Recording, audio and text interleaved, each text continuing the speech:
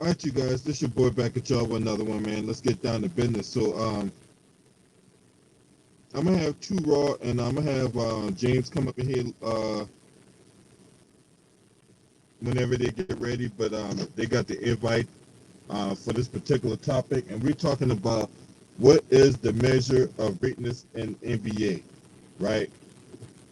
So, you know, throughout on YouTube and in mainstream media and social media and all that, right? This is a never-ending, ongoing debate, right? When we're talking about who's the greatest player in the history of the game and who is the greatest player in this generation or whatever like that, right? A lot of times when we're having these debates about who's the greatest player and what's the standard bearer of greatness and all that, we're talking about how many championships they won or how many MVPs they won or whatever kind of contribution they made in the clutch and things of that nature. So a lot of times when we have these debates or who we think is the greatest player, right? A lot of people will, for example, right? In this era, a lot of people label LeBron James as the greatest player ever, right? But they didn't see Michael Jordan's era. They didn't see Dr. J's era or what have you, right? Now, people who grew up in my era, right?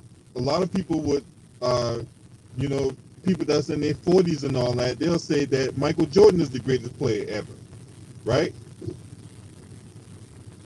People who grew up in the 60s or whatever, they'll say that Will Chamberlain is the greatest player ever. But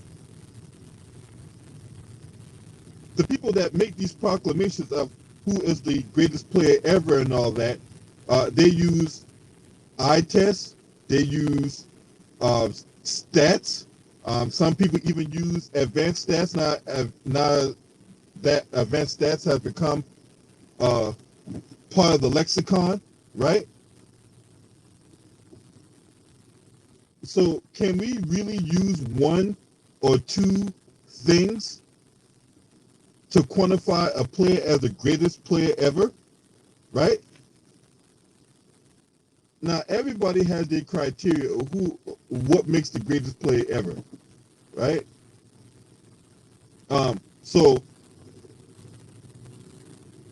for me, and like I said, just for me, and my opinion, you got your opinion on what you think is the greatest player or the criteria for the greatest player ever and all that. But for me, it has to come down. It comes down to contributions on both ends of the floor.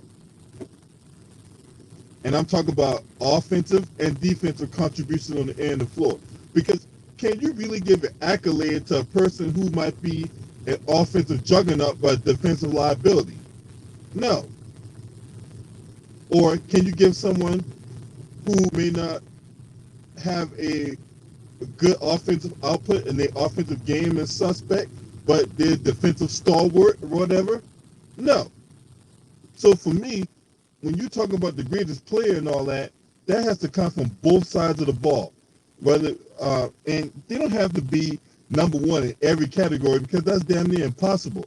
But your impact on the court has to be where, hey, look, your team can't win without you, and teams have the game plan to beat you.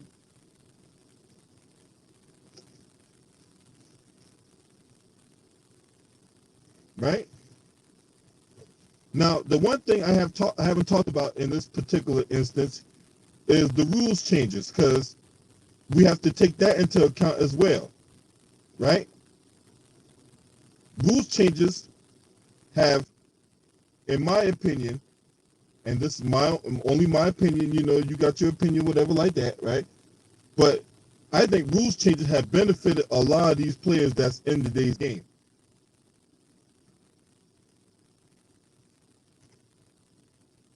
And the reason for that was the NBA really wanted scoring, because scoring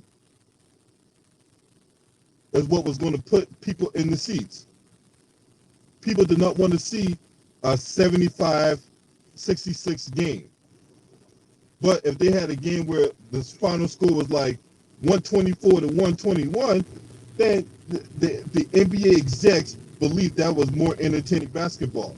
Because you got to think, NBA is it's an entertainment first and foremost, right? So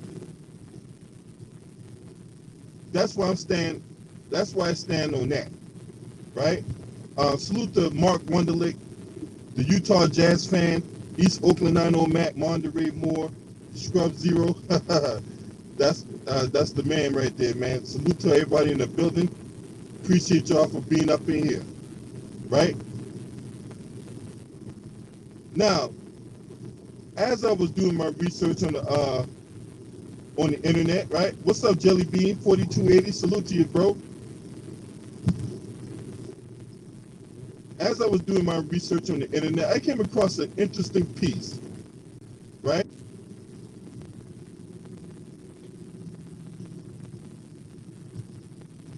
And while I dig that up, go ahead, Too Raw. So this, you already know what we're talking about. So hey, if you're not subscribed to Too Raw for TV, or Politically Incorrect, or Too Raw for Sports, please subscribe to my homie's channel. So what's up, homie? What's up, man? How you doing?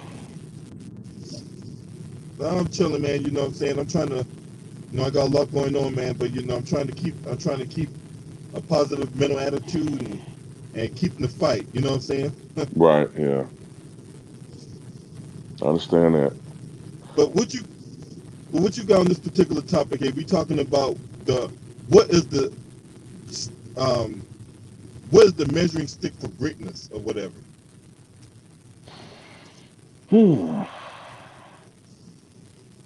Well, when you think about it, when you think about it, well, when we use the word great or greatness, maybe we overuse that term because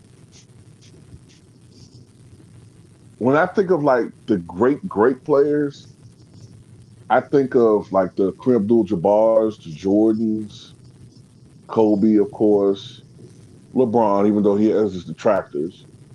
I think of those guys, Wilt Chamberlain. Some people will say Bill Russell. So when we use great for them, are we overusing that term when we refer to guys like Reggie Miller or Chauncey Billups? Are we overusing that term when we talk about guys like that? But when I think about like a great player, let's say we're talking about the Jordans and Birds and all those guys, Magic, or just a great player in general, I think of a guy who is consistently he consistently could, I guess, what's the word I want to use, maybe contributes or performs at a high level, mostly on both ends, I guess I'd say, because over the last decade or so, the defensive end has not been as emphasized, but we see how important it is to be, sometimes even more so in some instances.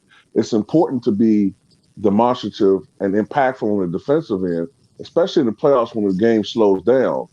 Than sometimes it is to just be an offensive force, because there have been a lot of great players on the offensive end, but their shortcomings on the defensive end oftentimes catch up with them in the postseason when teams can game plan on you and curtail your offensive production. But when you have a guy that is consistent on both ends of the court, yeah, you may be able to slow him down offensively, but you can rarely ever, if ever, stop a guy on the defensive end. So he's still going to have an impact on the game. So I think, for me, Mm-hmm. being playing at a high level on both ends of the court, that usually will show us stuff statistically, but sometimes it doesn't. Sometimes on the defensive end. Also, um, Yeah, you're gonna have some accolades over time if you're a great player. Championships mean something.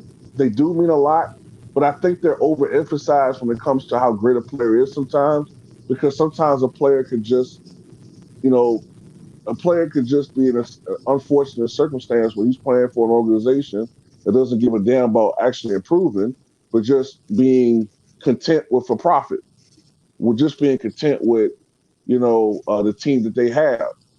And, unfortunately, this guy may not actually ever win a championship, or he only wins maybe one as a contributor toward the end of his career. Whereas another guy who's a lesser player was more fortunate to be part of an organization that was superior, and he won multiple championships. So championships mean something to me, but it's not the be all end all for me, like with some other people. Um, there's some other intangibles, uh, leadership qualities to an extent, but some people have different leadership uh, aims or styles. Some people are quieter. Some people are more lead by example. Some of them in your face, the traditional leaders, but leadership is part of it as well. But that's kind of a baseline of what I look at for greatness.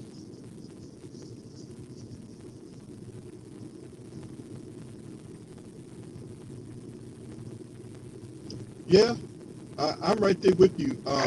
Which leads me to the next point about that, about the awards and all that, right? Mm, Salute to Steve Alexander in the building, man.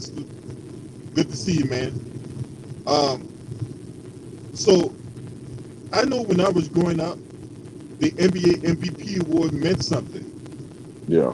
especially when they announced it and they was able to present it to that player before their home playoff game, Hmm. typically in the second round, Hmm.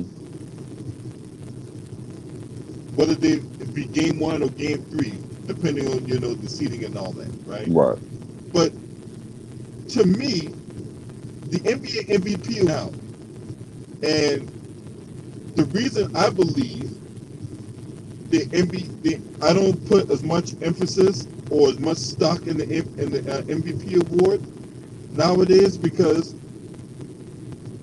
I believe the media, ever since they took over, mainly ESPN and TNT, you have a lot of people that have biases before they even go in.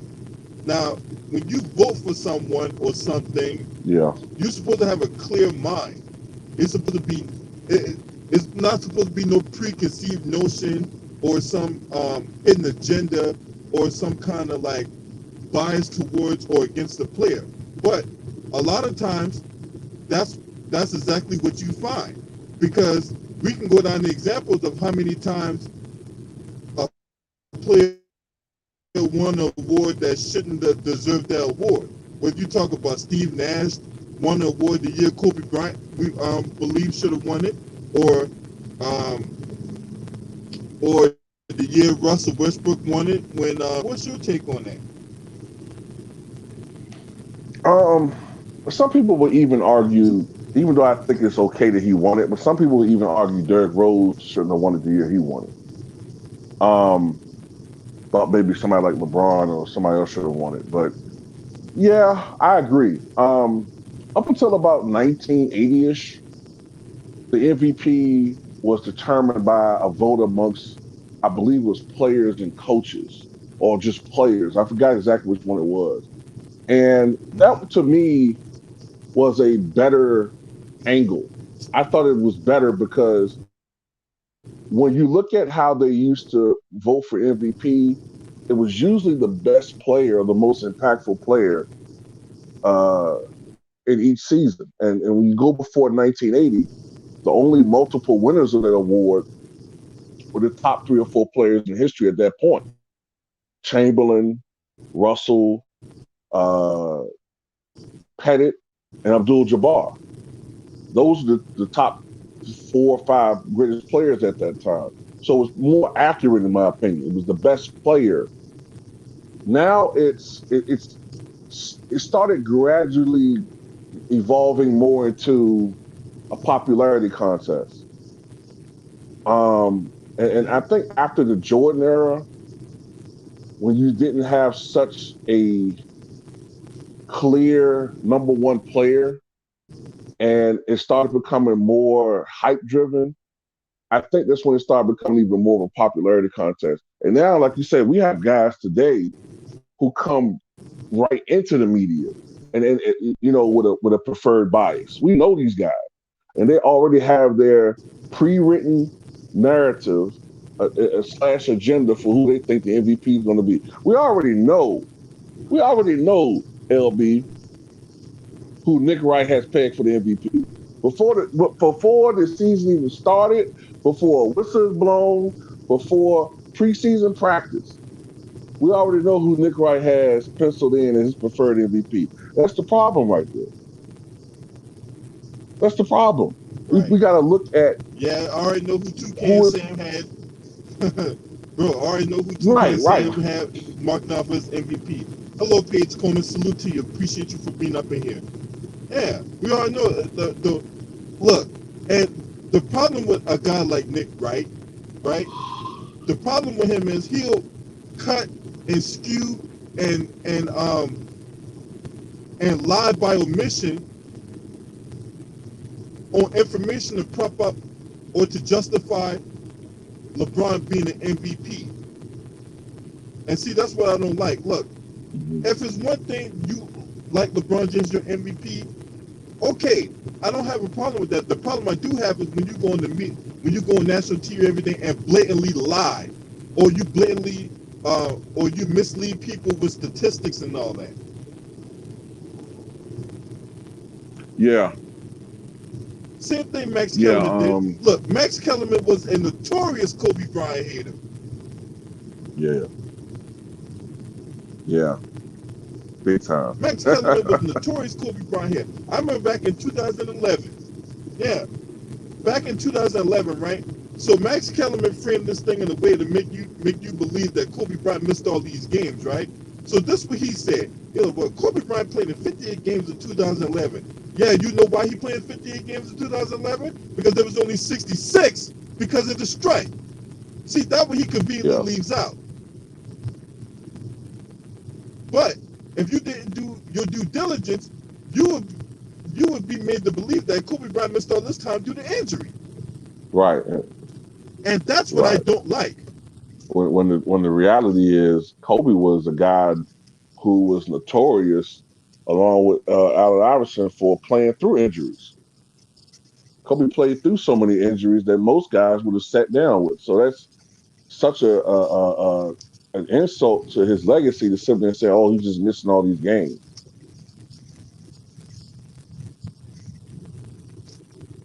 Right. So, can we definitively? Oh, hey, what's up? We see Jonathan McFarland, salute here. Oh, I got the Dookie Draws minstrel show up in the building. And Herman, what's up, man? But hey, Mookie, this your first time on here, so I'm gonna give you the benefit of that. I'm not gonna call you the Dookie Draws minstrel show for now. All right, till you be on that bullshit, and then, you know, and then start talking about Kawhi, the greatest player. Then I'm gonna turn up on your ass. But anyway, um, let's get back serious, right? So the question is though, because we cannot use just one or two things to quantify what makes a great player or stuff like that. So we need to have a benchmark, right? Mm, Because to me, too, Raw, I think the bar has been lowered on who we believe is the greatest player or who we believe is the best player or who's the most valuable player. Because to me, the best player and the most valuable player are not one and the same necessarily. right, and that gets misconstrued a lot. Um, Oftentimes, a guy can be a better player, but then another one, let's say player A is better than player B, but player B is more critical or more crucial for his team's system to win. You know what I'm saying? His role is just that much. They depend on him more, okay, rather than player A. He's Right. still important, but player B is essential for this team to win. I'm gonna tell you a guy who I think fits into that narrative, and it's a guy that a lot of people have forgotten about over the years because of injury. Klay Thompson. Yeah. But I was gonna throw another guy at you. Isaiah Thomas, when he was with Boston. Isaiah Thomas wasn't the best player in the NBA, but for that Oh system yeah, to yeah, work, yeah, yeah. yeah, for that particular system to work when he was there, he was essential. That's why I thought that he was a legitimate MVP candidate. The best player? No. But for that system, for that particular team, because you look at that Definitely not the team that he best had player. around him, they weren't that great. They weren't that good. But he was essential for his role for that team to be great. Now, Klay Thompson is a better, well, he's a better overall player. Yeah, Klay Thompson is essential for the Warriors. He was essential for their success, and he's so underappreciated. He's like the Larry Fine of the Golden State Warriors. I was making a Three Stooges reference. He's the most underappreciated one. Like, to me, everybody always giving Draymond Green all this props for his defensive prowess or whatever when he's campaigning, like he's FDR, campaigning for the defensive player of the year award. But in this perimeter orientated league, your most dangerous players are on the perimeter now, and it's Klay Thompson who was guarding these guys night in and night out for the most part. I know that we have switches and stuff in the league, but generally speaking, it was Klay Thompson who was guarding the guys on the defensive end, but still on the offensive end, giving you 18 to 24 points a night on any given night. And he had his explosion nights where he might drop 30 and a half or something like that. So Klay Thompson was very essential. And I don't think it's a coincidence that since he's been injured, that team has not been the same team. They not even made the playoffs. Those Nope. 2 years Klay Thompson been out, they haven't even made the playoffs, bro. Nope. So Yeah. Mm-hmm. I know a lot of people talk about Steph Curry and all that, right? But you can't definitively say. A lot of people say that Steph Curry is the best player, but you can't deny that Klay Thompson is the most valuable player. You can't deny that. The evidence has spoken to us that points to that conclusion. Yeah. Now you gonna have somebody come in and talk about, oh man, we capping and all that, right? But how can you say we're capping when the evidence tells everything you need to know? Unless you're just oblivious and impervious to what's going on around you. People are just so enthralled by scoring, man. And people don't want to admit it, but people are so enamored by a guy dropping 60. That's fine. That's cool. It's great. Everybody look at highlights of guys scoring all these points or whatever. But I like the guy who consistently night in and night out can have an impact on the team winning in ways beyond scoring. You know what I'm saying? Now Clay's not an impactful rebounder. That's one of he's generally on the perimeter, so he's not going to get a lot of rebound. But Clay gives you offense. Clay gives you some form of toughness out there. I know he's not like he's not exactly goddamn Draymond Green as far as being demonstrative, but he gives you um, toughness out there, and he's just to me a clutch guy, man. He just I don't know, man. Maybe just for me watching the Warriors, Steph Curry is the better player, I guess, but Clay, man, when I watch them, when they need to come out of a hole, when they need a bucket, it's Clay. It was Clay a lot of times that was the better um, clutch performer as far as The better critical shoot, games the is better concerned. clutch So, shooter. right, I was gonna say like in elimination games or games that are critical for the Warriors. But yeah, he's a better clutch shooter for them. Yeah. So You know, a lot of times we skew that, and a lot of that's driven by the media. For real, I'm being completely honest, man. A lot of that stuff is driven by the media. That when you get a guy that's, oh well, he's the most valuable player, but he don't get the same recognition as the person who's the best player. Mm-hmm. And I think that a lot of that gets skewed. So, but but as far as like greatness, right? What measures greatness? As to how many awards that they won? Well, if that's the case, then if you're going by just off the awards they won, then you got to put guys like Bill Russell, Robert Ory, uh, who else? Who else has won a lot of championships in the NBA, right? But a lot of people, not going to put Robert Ory in the same category as Jordan and all that. No. That's why, despite the fact he won 7 many championships, despite the fact he has many memorable clutch moments, right? Right. When you talk about the shot that beats the Sacramento Kings in Game 4, right, which would have put the Lakers down 3-1 had he not. No, Game 5. It's either Game 4 or Game 5. He hit that shot that prevented the Lakers from going down 3-1. It had to be Game 4. It was Game 4. It was Game 4 because they overcame a 17-point deficit. Right. But in my opinion, Samaki Walker's half-court heave shouldn't have counted. But you know, nevertheless, Robert Ory hits the shot that prevented the Lakers from going down 3-1, right? Mm-hmm. Or the defensive last by Rasheed Wallace when he was a member of the San Antonio Spurs and he hit that 3, right? Right. I mean, so even though Robert Ory got those clutch moments, but you're never gonna put him in the same category as Michael Jordan, right?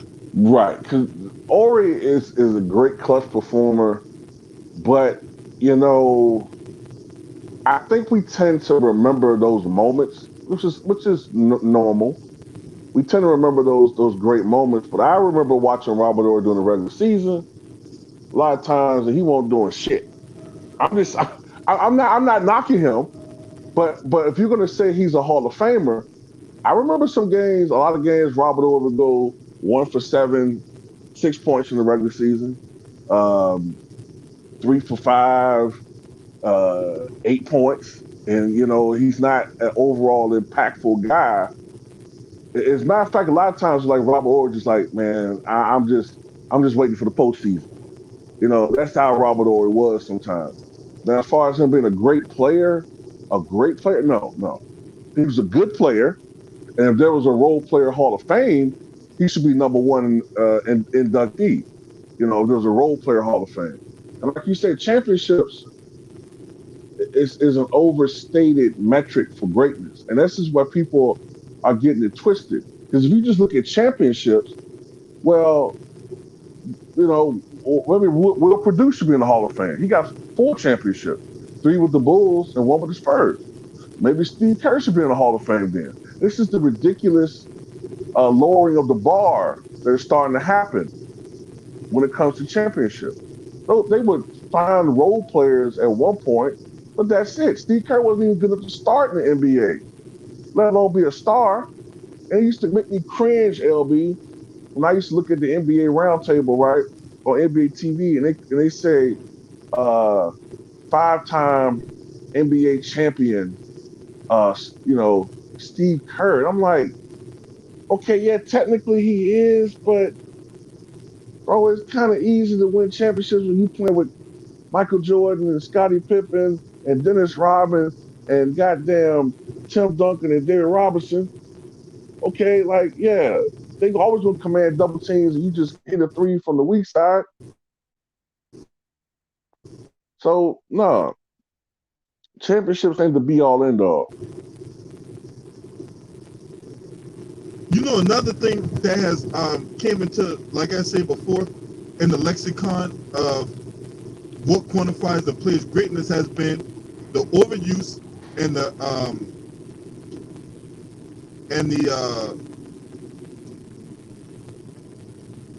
what's the word? I'm looking for a word that talks about analytics. It gets overused and it gets misconstrued. That's the word I was looking for.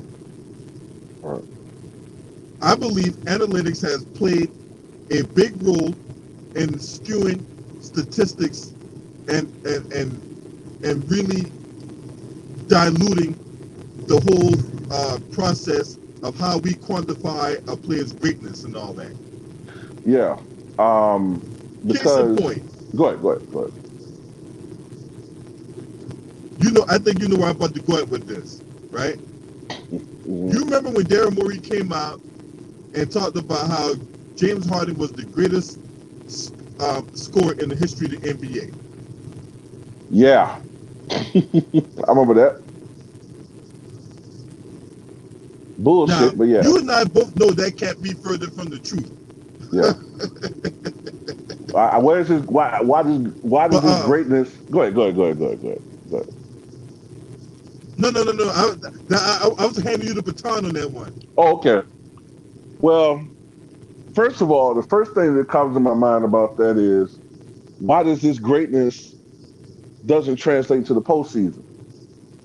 Number one, where are all these big 50, 60 point, even 40 point triple doubles in the playoffs? We don't see it. Now, last year I gave him a pass because, he was injured. Okay. I gave him a pass because he was hurt. He did come out and he played horribly the game he came back. That's understandable. But the point is this: a lot of these metrics are biased. Like for instance, it's one of them that has him being an efficient player, right? Saying how he's actually really efficient, but it's biased toward guys who shoot a lot of free throws. If you shoot a lot of free throws, if you take a lot of threes, it's going to bump up your PER. It just does. It's just a lot of these advanced Oh stat yeah, metrics. They have flaws, so they're misleading. I don't look. James Harden has had so many games where he drops 47, and you look at ESPN, it's like, oh man, James Harden exploded for 47 points, but they never show you what the fuck he shot.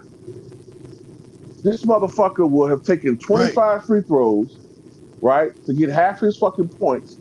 And then when you look at his field goals, it's something like 11 for. I remember one time this man shot 11 for 39 from the floor, and they were praising this guy scoring 50 points. I'm like, are you serious?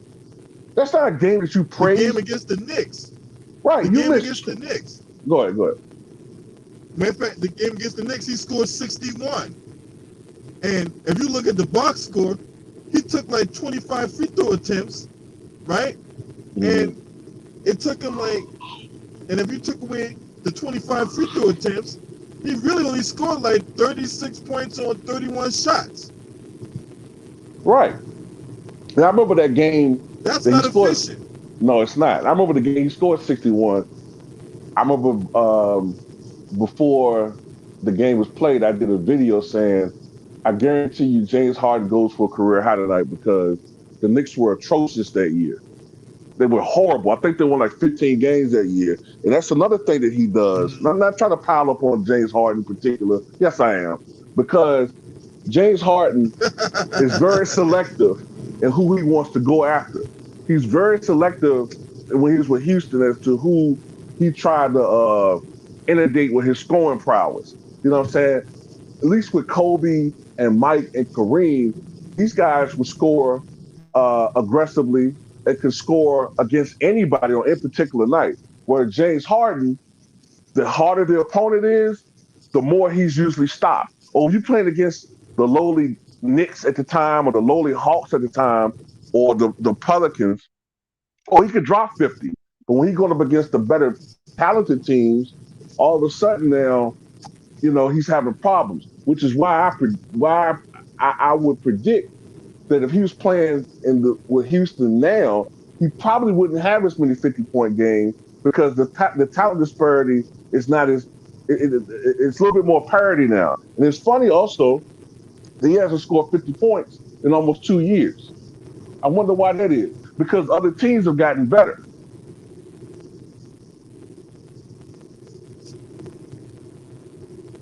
You know what I'm saying? And another thing about analytics that irritates me, and McFarland just put up a good point about this. Analytics is what almost got Carmelo Anthony kicked out of the league because according to analytics, Yeah. he's an inefficient shot jacker. When in reality, when you look at the type of shots that he takes, he's not he's not an inefficient guy. Okay, yeah, he may not shoot a high percentage, but you got to look at the shot attempts that he takes. He shoots more mid range. When you look at the fact that he shoots mid range and three, and from three, 43% is not bad at all. 44% is not bad at all because the mid range shot is a more difficult shot to master. But you can see how effective he can be if you utilize him correctly. You know what I'm saying? Yeah. But that's just the problem with one of the problems with analytics, man, is very misleading. Yeah. It can be very misleading. So we're talking about analytics. We talked about championships, right? And another part of that analytic, right? They bring in stuff like defensive win shares or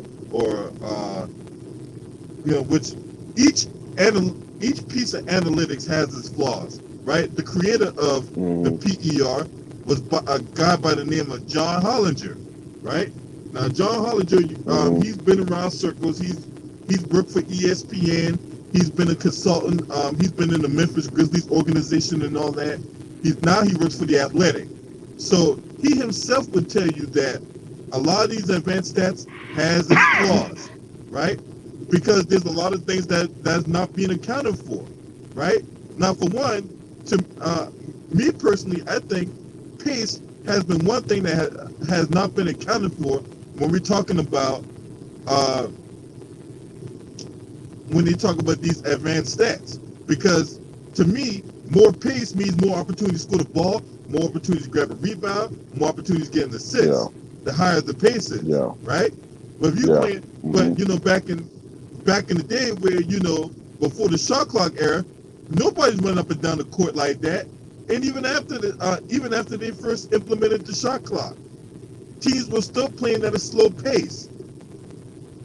It took a while. You can't definitively say that. That's why you can't definitively say, well, this guy here played in this era, then he would average less, and if this guy played in this era, he would average more.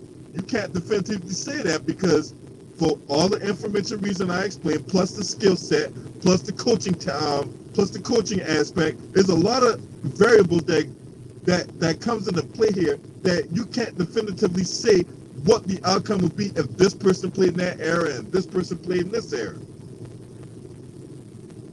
Right. Like you said, in the early 50s, I think teams averaged about 70, 80 points a game before the shot clock. It was a totally different type of basketball. It was more like basket football in some ways. They used to play the free throws game back then. There was like an early version of analytics, if you want to call it that, where a lot of times they would purposely just foul. They would foul guys they think weren't good free throw shooters. They did it to death. And it was not a aesthetically pleasing brand of basketball, which is why they implemented the shot clock to kind of speed the game up in the mid 1950s. And it took a while, but by the late 50s, the game did started opening up and becoming it resembled more of the basketball that we see today. But like you said, those guys, the pioneers, I have respect for them. They're pioneers, but you do wonder, how they might fit into today's game. But then again, I also believe this too, LB. I believe that if you're a great player, you could figure it out, even if it means adjusting to the game. I don't buy into this thing where somebody say, "Oh, well, this guy from this era, he'll suck today." I mean, you might be right, but then again, a great player usually will make some type of adjustment. You know what I'm saying? Whether it's uh, getting in condition to play more up and down pace, losing a lot of weight, or you know, getting a 3-point shot, depending on what your position is, or whatever. Uh, adjusting to a more physical or less physical league, the way games are called, the way refs call games. I think a great player will make some type of adjustment. Now, whether they'll still be the same player they were before, that's a different story.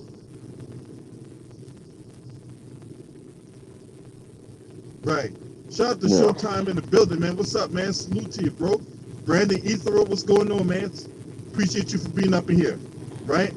Now, this is that's one thing I really thought about, bro.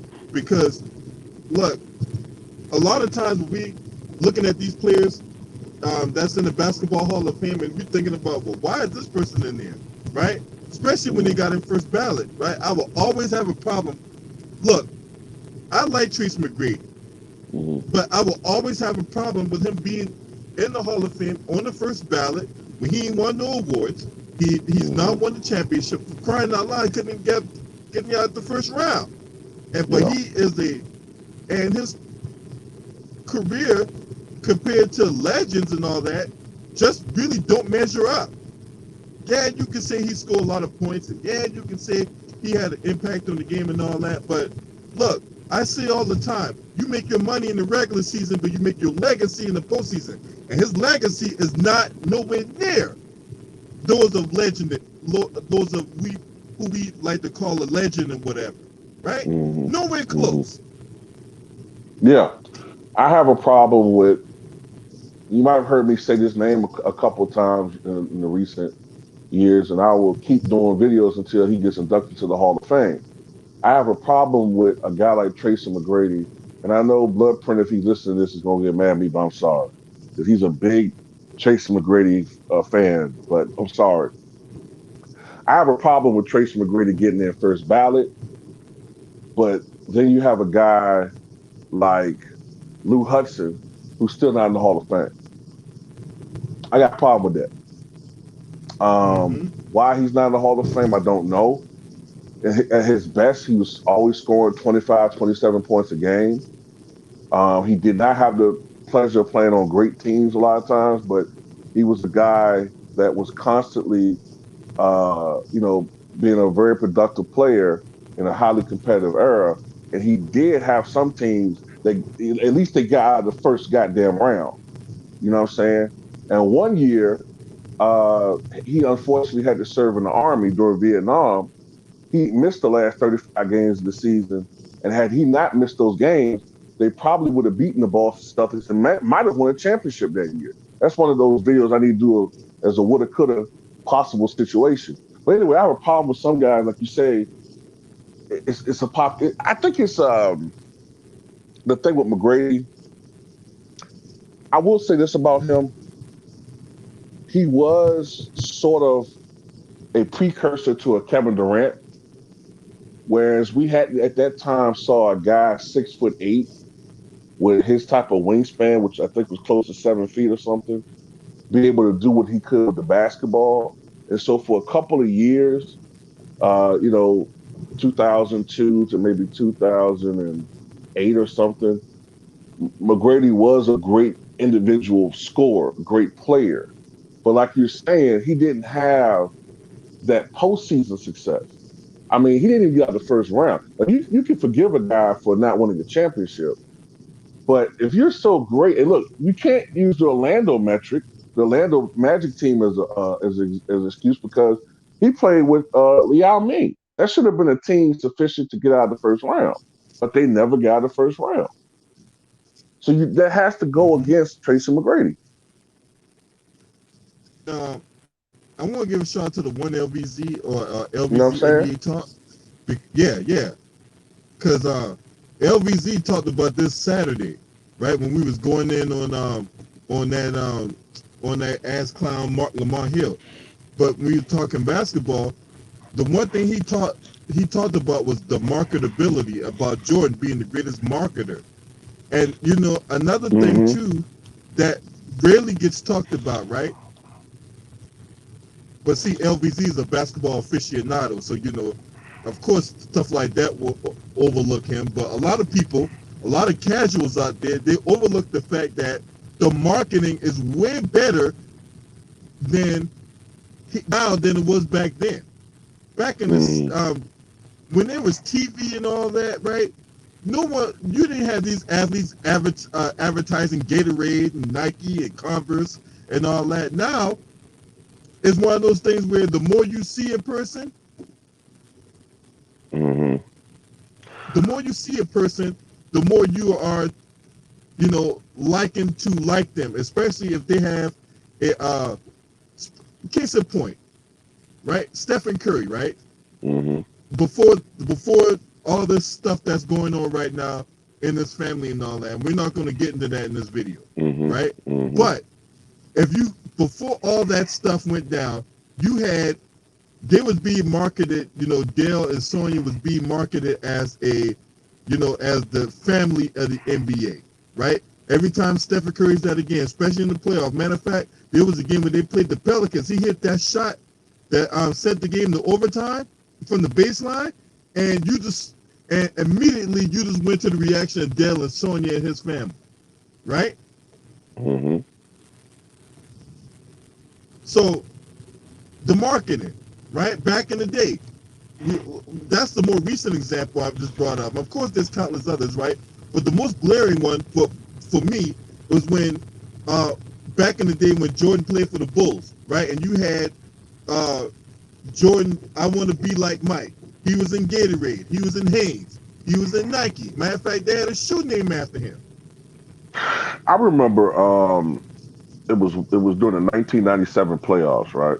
And the Bulls were playing the Atlanta Hawks, and it was the semifinals, right? And I remember the Bulls had went on a run or something, and the Atlanta coach, I can't remember who the coach was at the time, maybe it was Lenny Wilkins, I can't remember. Called for time. He called for time. Mike Fratello? Atlanta Hawks coach at the time in '97. I can't remember whether it was Mike. I don't think it was Fratello. I think it was Lenny Wilkins. I think Fratello was coaching the Cavaliers then. But oh, you talking the name? Okay, yeah. I remember Mike Fratello coaching them in the '80s. Yeah. It was '97. It was '97, and I know it wasn't Fratello because but definitely wasn't Mike Fratello in '97. No, because I know Fratello was coaching them, he was coaching the Cavaliers there with Terrell Brandon and that team. But right. But my point was, right, when they called timeout, I remember it was 4 commercials that came on right before they came back on. One of them was for Ballpark, one of them was for Rayovac batteries, one of them was for Hanes, and one of them was for his cologne that had came out. And I said to myself, God, his own brand cologne. Yeah, I remember when Jordan had his cologne that came out. Oh yeah. And I said to myself, God damn, like this guy's in every goddamn commercial. They are really marketing this guy for the American consumer. And like LBC said, like, yeah, we've had guys in the past that might have been marketed a little bit, doing some commercials, Julius Erving a little bit, Magic, Larry a little bit. Kareem didn't have the great personality, but he was in a couple of things. But Michael, because he kept his mouth shut about a lot of stuff, he wasn't polarizing. He was acceptable for the mainstream in the urban areas, in the hoods, with kids like me and LB, and to middle America, aka white people. So he was, I don't want to go too radical with that, but you know what I'm saying? He was acceptable and marketable to a huge audience, to likes we had never seen before. So that does play a factor into how we view these players, how many people know these players, and are enamored with these guys. Yep. And then, can you hear me too, Raw? Yeah, I just wanted to respond to something when you get a chance. Going in and out and all that, okay. But no, go ahead. All right. So another thing we want to talk about, though, right? is the basic Mm-hmm. eye test, right? Now, Mm-hmm. your eye test of what you define a great player is, and my eye test of what defines a great player, and everybody else is going to be different. The criteria is going to be different. Right. So, but a lot of people don't understand the concept of the eye test. So, can you break down to the masses, right, of what an eye test is? Do you, because a lot of people don't even know what they're looking for when they talk about the eye test, even though they're supposed to be a basketball savant. And then Stephen A. Smith, you dark side headline having fun. But go ahead, too, bro. Well, when I look at the eye test, to me, it's a player. When I'm watching a game, it's a guy that makes uh, smart decisions out there on the court uh, as far as like if he has the ball. Let's say he has the ball on offense, and if he's being double teamed, if he recognizes the double team's coming, he goes into his moves before that comes. Uh, I certain what else I want to say? Like also just his movements out there on the court, um, his ability to read defenses, his ability to score, I guess is another thing. When you say the eye test, you talk about like as far as like him performing on a daily basis, or what I just want to be more specific. What you mean by that? Like, okay, so yeah, because what we always talk about, right? We talk about, Hmm. for me, the eye test is an overall snapshot of a player's performance, not by game, because there's always going to be regression in the game by game, right? So when I'm talking about eye tests and all that, right? Like, I just want to be sure I'm talking about what like you a mean by that. huh? I just want to be sure what you mean by that because I didn't want to like answer incorrectly. No. But that's what I'm saying. Your eye test, my test could be different. I know for me, Mm-hmm. when I'm watching a player and all that, I'm computing in my head a snapshot of his overall play, because the day-to-day play is going to regress. Right, Because right, yeah, guys gonna have bad shooting nights, guys gonna get in foul right, trouble, right, things right, like that. right, right. You know, Okay, okay, but guys might be trying to play through okay, injury, shit like that. okay, But okay. I I'm just got trying to you. get an overall I got snapshot you. of a player. Yeah, yeah, I yeah. got you. I got you. Yeah. Basically, it's not. It doesn't come from one. Like you say, it doesn't come from one game. It comes from watching the guy over a period of time. His decision making out there on the court. Um, his. I look at basketball IQ shit. Like a guy reading defenses. His ability to make adjustments toward any particular defense. Um, I look at his ability to read the situations, um, and not just a box score, not just him putting up points. You know what I'm saying? You gotta. I look at a guy as far as his intangibles out there, and uh, over a period of time, you will see these consistencies build up with this player. You know what I'm saying? Like um, Chris Paul. Chris Paul is a guy that you know on any given night, he's going to have bad games, but on any given night, you know what you could expect from him. You can expect a guy that is going to Right. consistently lead his team. All right, out there on the court, he's going to be a floor general who is going to put guys in position to score. Even guys who aren't naturally shot creators themselves, he can be able to put these guys in position to get easier baskets. And he himself is a guy that, when need be, he can become at times, even still in this advanced age of his career, this is a guy that still can uh, put the ball in the hole, he can also still be a scorer and still be able to hit you know mid-range shots and any shot that is out there and available. He still can be able to give you 15, 16, 17, 18, 20 points on any given night.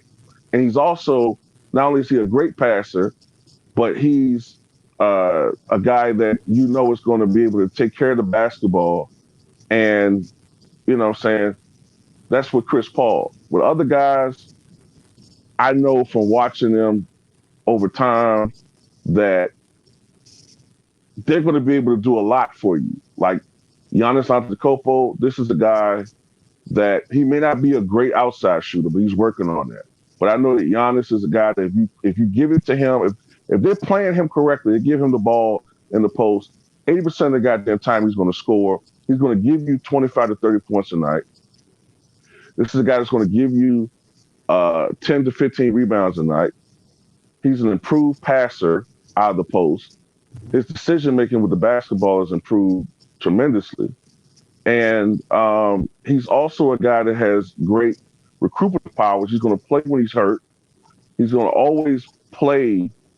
He's this type of guy. He's going to have like a surgery. He's going to have. He's the type of guy that's going to have an injury that requires surgery for him not to be out there. And then, what I'm saying, he wreaks havoc on the defensive end. So with his shot blocking and just overall just presence. So those are some of the things I look at when you saw as far as eye test is concerned, and not just looking at a box score. Right. Because one thing about box scores, everybody, look, I always say this. Numbers don't lie, but they don't always tell the whole story. Right. So it's just one of those things where, there's a whole lot of, there's this jigsaw puzzle you got to put together to get the complete picture and all that. Hey, you ready to bring some people in? Yeah. All right. Yeah. The only reason I don't drop links in the chat room and all that, because, when I have a special guest on, like my homie Two Off for TV, we need to get our points off before I bring anybody else in, because I don't want nobody coming here trying to cut off my homie Two Raw and all that and cut me off. That's just going to piss me off and all that. So I hope you guys understand that when we come in here, we're going to get our points off. And after we get our points off, then you come in and, you give us what you think. So I'm going to put a link in the chat now. You guys can come in. We're talking about the measurement of greatness in the NBA, right? That's the subject, all right? I don't want nobody coming here trying to change the subject and all that other stuff. If you want to talk about other things, do that on your own channel, right? But that's what we're talking about. We talk about what is the measure of greatness in the NBA. What do you believe? Because we can't just use a person's championships. We can't just use a person's accolades like, oh, he's an MVP or defensive player of the year and all. We can't just use one or two things. To me, it's a compilation of things that comes together during this person's career. That's why, if you think about it too raw, a person right now that needs to be on that watch list is Giannis Antetokounmpo. Mm-hmm. He's won MVPs. He's won Defensive Player of the Years. He's won NBA championships. He's won Finals MVP. So, if his career ends right now, right? Mm-hmm. If his career ended right now, would you put him in the Hall of Fame?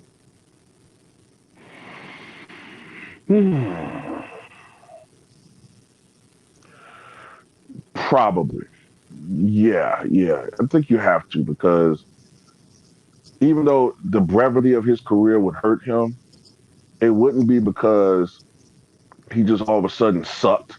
So he just fell apart and, he wasn't the same player and he have all these years counting against him. It's not just due to injuries. It'll be because, like, let's just say something happened and he just, wasn't able to play anymore. When you look at first of all, if you look at the fact that he just turned around the Milwaukee Bucks, okay, a team that most people couldn't even, and some people still don't have respect for. He turned this organization around. The Bucks have been a laughingstock for 30 years. 30 years. And he won a championship with a small market team, which to me is very impressive. And unlike Tim Duncan, he didn't have, I'm not Mm-hmm. knocking Duncan, but he didn't have a Manu Ginobili and a Tony Parker on his team, a Steven Jackson, a David Robinson, a young Kawhi Leonard. Sean He didn't Elliott. have all of these, Sean Elliott. Yeah, he didn't have all of these players, Michael Finley, and the list goes on and on. He didn't have all these guys Hey, who what's have up, played Juanetta? within their What's up, organization. Juanetta Thomas? Salute to you, my sister. My bad too, Rob. Juanetta Oh, Thomas she's in in the the building. building? Juanetta Thomas, my dad. Yeah, Juanetta Thomas in the building. That's my dance partner right there. You know what I'm saying? That's right. Anytime she come in the building, I always Right, roll out the red carpet for the queen right there. That's right. right, right. And it'll be hard, too, to justify putting not putting him in the Hall of Fame with two MVPs. Uh, and Derrick Rose has one, and Derrick Rose is questionable, man. I think you kind of might. Let me ask you this. Uh, after I answer this, do you think Derrick Rose is a Hall of Famer? But to me, as far as what Giannis is concerned, you look at the two MVPs. You look at the championship, most valuable player, All Star Game MVP. Some of the other numbers don't quite match as far as longevity is concerned, but he's probably the second best player in the history of that franchise, other than Kareem Abdul-Jabbar. I mean, I think you just got to look at him like as far as Bill Walton, man, greatness in a shortened window span, actually more than Bill Walton. So yeah, I think he's Hall of Famer. But do you think that Derrick Rose is a Hall of Famer? Because I'm still on the fence about that one. Well, see, for me, I have benchmarks, all right? Mm-hmm. And for the benchmark to be lowered by Tracy McGrady getting in on first ballot, then yes, he is a Hall of Famer. Okay. Okay. Um, Even if he doesn't, oh yeah, okay, yeah, I guess so. Maybe just lower tier. Because because Derrick Yeah, Rose won the league MVP. Tracy McGrady never won no MVP. no, All right? no, And nah. I know you shouldn't use a personal accolade, but look, the benchmark was lowered so much off of that right there alone that you cannot, anybody that, look, as much as I fucking hate Draymond Green, right? I don't like this dude, okay? Look, my videos on this channel fully document that I don't like Draymond Green, right? I don't like this dude, right? But that being said, now would I put him in the Hall of Fame? Fuck no. hmm But the evidence, no matter how construed or how you put it, will put him in Hall of Fame contention. Unfortunately, yeah. Like I, Now, me saying that, there's some vomit that's about to come out my mouth. Me saying that right now, but the evidence is pointing to this Bama going in the Hall of Fame. yeah, because it's the BS narrative, man. I can just see it, and like I said, and I think Right. I think that especially because it's more than likely that after he retires, he's going to go into the media because he already got offered a. I think they were already didn't ESPN was already looking to give him a position. Uh, Yeah. Matter of fact, I think yeah, they he looking to give him was. yeah, Yeah. Because right. So look, it's like think about yeah, this, so right? it's right. So so he won the champion. He won the 3 championships, right? And Mm-hmm. he's been the defensive player of the year, even though he campaigned for it, right? Right. Uh, he's been in the All-Star game. He's won a gold medal. He's been all NBA in defense and all that. right? Mm-hmm. Look, as much as I don't want to, as much as I don't like this shit, but he's going to go in the Hall of Fame, man. I know.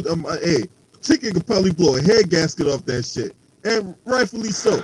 But I know. I'm I saying, know. but the evidence points to him going to the Hall of Fame. Now, do I want to see him in the Hall of Fame? Fuck no. No. No. Do I think he's a Hall of Famer? Hell no. No. No. And it's But just the circumstances, man. It's the circumstances that's going to help him, man. I can just see it. Is this? I hate it, but I can see this bullshit ass narrative coming along, man. Dude ain't no Hall of Famer, man. And if he gets in, he further lowers it. definitely not. Oh, I was gonna say something else too. It'll be about Right. another guy. I was gonna say another guy that it's more the eye test and not box scores. Bruce Bowen. Like Bruce Bowen he was a great defender, Yep. um, but he didn't rack up a lot of steals. So you didn't see a lot of steals in the box score with him. But his ability to, his lateral quickness, his ability to stay in front of his man, his ability to read what the offensive player was most likely going to do. He wasn't a good free throw shooter, but he was. I remember he was a good corner. I remember he was a great 3-point shooter, especially from the corners. So in Right. some ways, he would probably fit in today's NBA because it's not so much about being physical with a guy, but being able to stay in front of a dude, which he was great at doing, and he hit that 3-point shot, especially from the corner.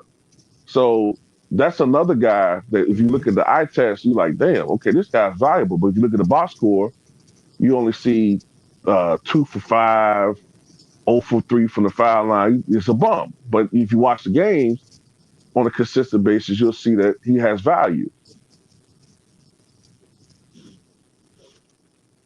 Yep.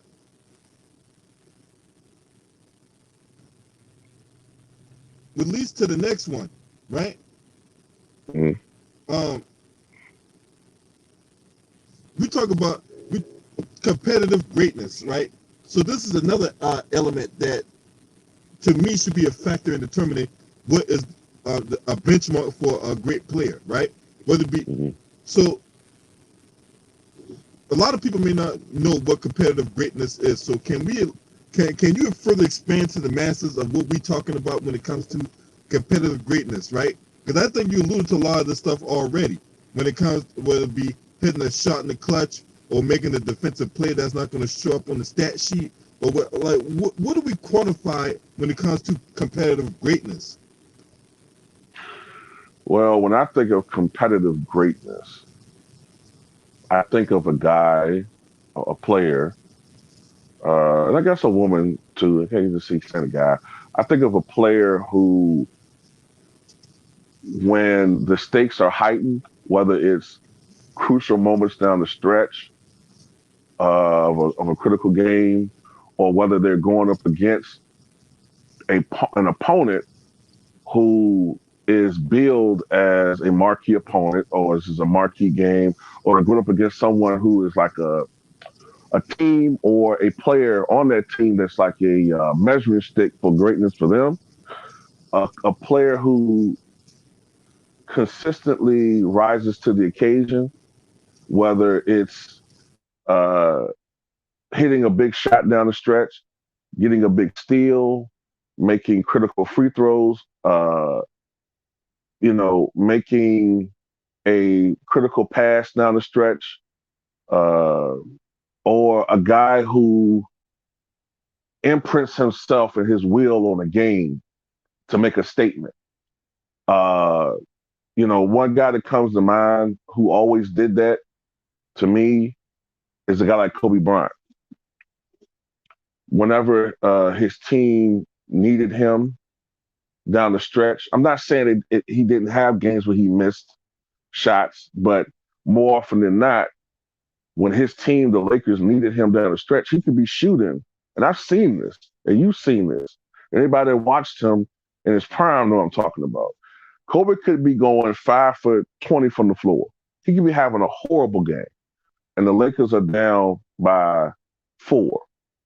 Somehow, some way, this guy who had been shooting air balls the whole game, looking frustrated, apparently, the opposition is doing a good job on him. The coach is ready to prematurely pat themselves on the back, saying, "Yeah, we did a good job on Kobe tonight." All of a sudden, you'll just see him go into another mode, and he'll hit 5 shots in a row. And I'm not talking about open jumpers all the time. It could be highly well contested shots, but it's something that his focus goes laser, and he just begins to become more definitive in his moves. He becomes more focused, and just a whole nother offensive arsenal shows up, and he just drops like 12 points in the next 2 minutes, and all of a sudden Lakers are up. That's something like as far as competitive greatness is concerned. And also, it comes against the best opponent, not just some lowly team, but a team, like I said before, that's on a similar threshold. Or, as far as competitive greatness, a guy that is very dependable over a 5 or 7 game series, not just particular one game, but throughout the series, he leaves his mark. Whether it's dropping 35 in game 1, or the next couple of games making big plays down the stretch. Even if he doesn't have a good offensive game, he still makes big plays and key free throws down the stretch. But that's what I think about when I think of competitive greatness. Hey, I'm right there with you in lockstep, man. Being able to come through in big moments, being able to bring your team back when your team is down. Another, making a game-saving block. Even though you might have 5 fouls and one more foul, you out of there. Making, I already talked about making clutch shots, making a key defensive play, right? Whether it be the Dennis Johnson steal that got Larry Bird the layup that propelled the Boston Celtics over the Detroit Pistons and all that. Right. I mean, Bird's another guy. A lot. And like you, Whether it be no, Matt, go ahead. no, like you said, it's not always just an offensive play. Larry Bird, if you remember the play before that, Larry Bird got stuffed by the Pistons. He tried to drive to the basket. Dennis Rodman, I think, came from behind and blocked the shit out of his shot, and he got stuffed. And that was it. The Celtics were dead. And then all of a sudden, Isaiah Thomas was supposed to inbound the ball to, I think was it Lambeer? But for one moment, he had defensive lapse. I mean, not lapse, excuse me, not defensive lapse. He just had a lapse. He wasn't really focused. And somehow Bird read that he was going to pass it to Lambeer. He stole it. And somehow, somewhere, he was able to stay in bounds, saw a streaking Dennis Johnson, and threw a perfect pass for a layup. And it all happened within a sequence of like 2 seconds. And the game just flipped just like that. That's what, as far as what we talk about, like with competitive greatness, and a guy that plays hard all 48 minutes of the game, not for 46 minutes, not for 47 minutes and 40 seconds. A great player and a great team plays hard all 48 minutes.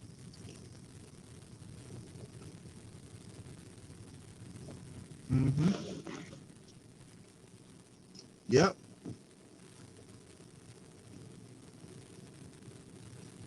Yep.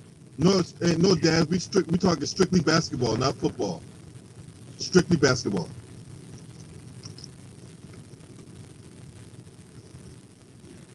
But yeah, it just that's why we just can't just look at one or two things and quantify our players great. No. And what's up, T Price? I see you in the building, man. And I think that term gets thrown out way too loosely, in my opinion. Yeah, I agree. I mean, just for real.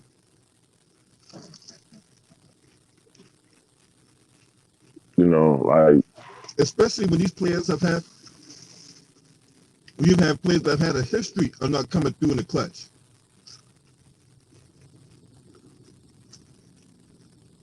yeah. I think, like you said, man, I think that term "great" is overused. Um, um, I mean, look, I like Russell Westbrook, but do I see him on the same level as Chris Paul? No. Um, do I see him as the same? Do I see him as a top 10 point guard? No, I don't. Um, Top 15, yeah. Top 10, I don't have him there.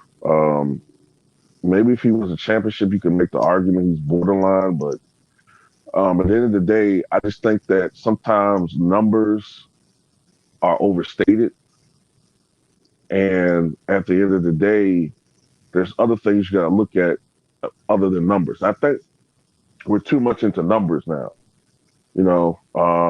A guy putting up a lot of points, a guy averaging a lot of rebounds. Look, Andre Drummond is a great example of this. Andre Drummond has led the NBA in rebounding, I think, 4 times or something like that. But do I put him in the same class of rebounders as I do a guy like Wilt or Bill Russell or Nate Thurman or Dennis Rodman or Moses Malone? Fuck no. Hell no. Hell no, Yeah, because you let some of these it. Lakers fans tell it, bro. Mm-hmm, True. mm-hmm. Let some of these Lakers fans tell it last year, this motherfucker was the second coming to Kareem. Man, that was so laughable, man, because I already knew what it is with him, man. On a bad team, yeah, he's gonna give you 15, 20 rebounds a game on a bad team. But it's his numbers sound good, 17 points and 15 rebounds. I know it sounds good, but you got to ask yourself, why is he not elevating the teams that he's on?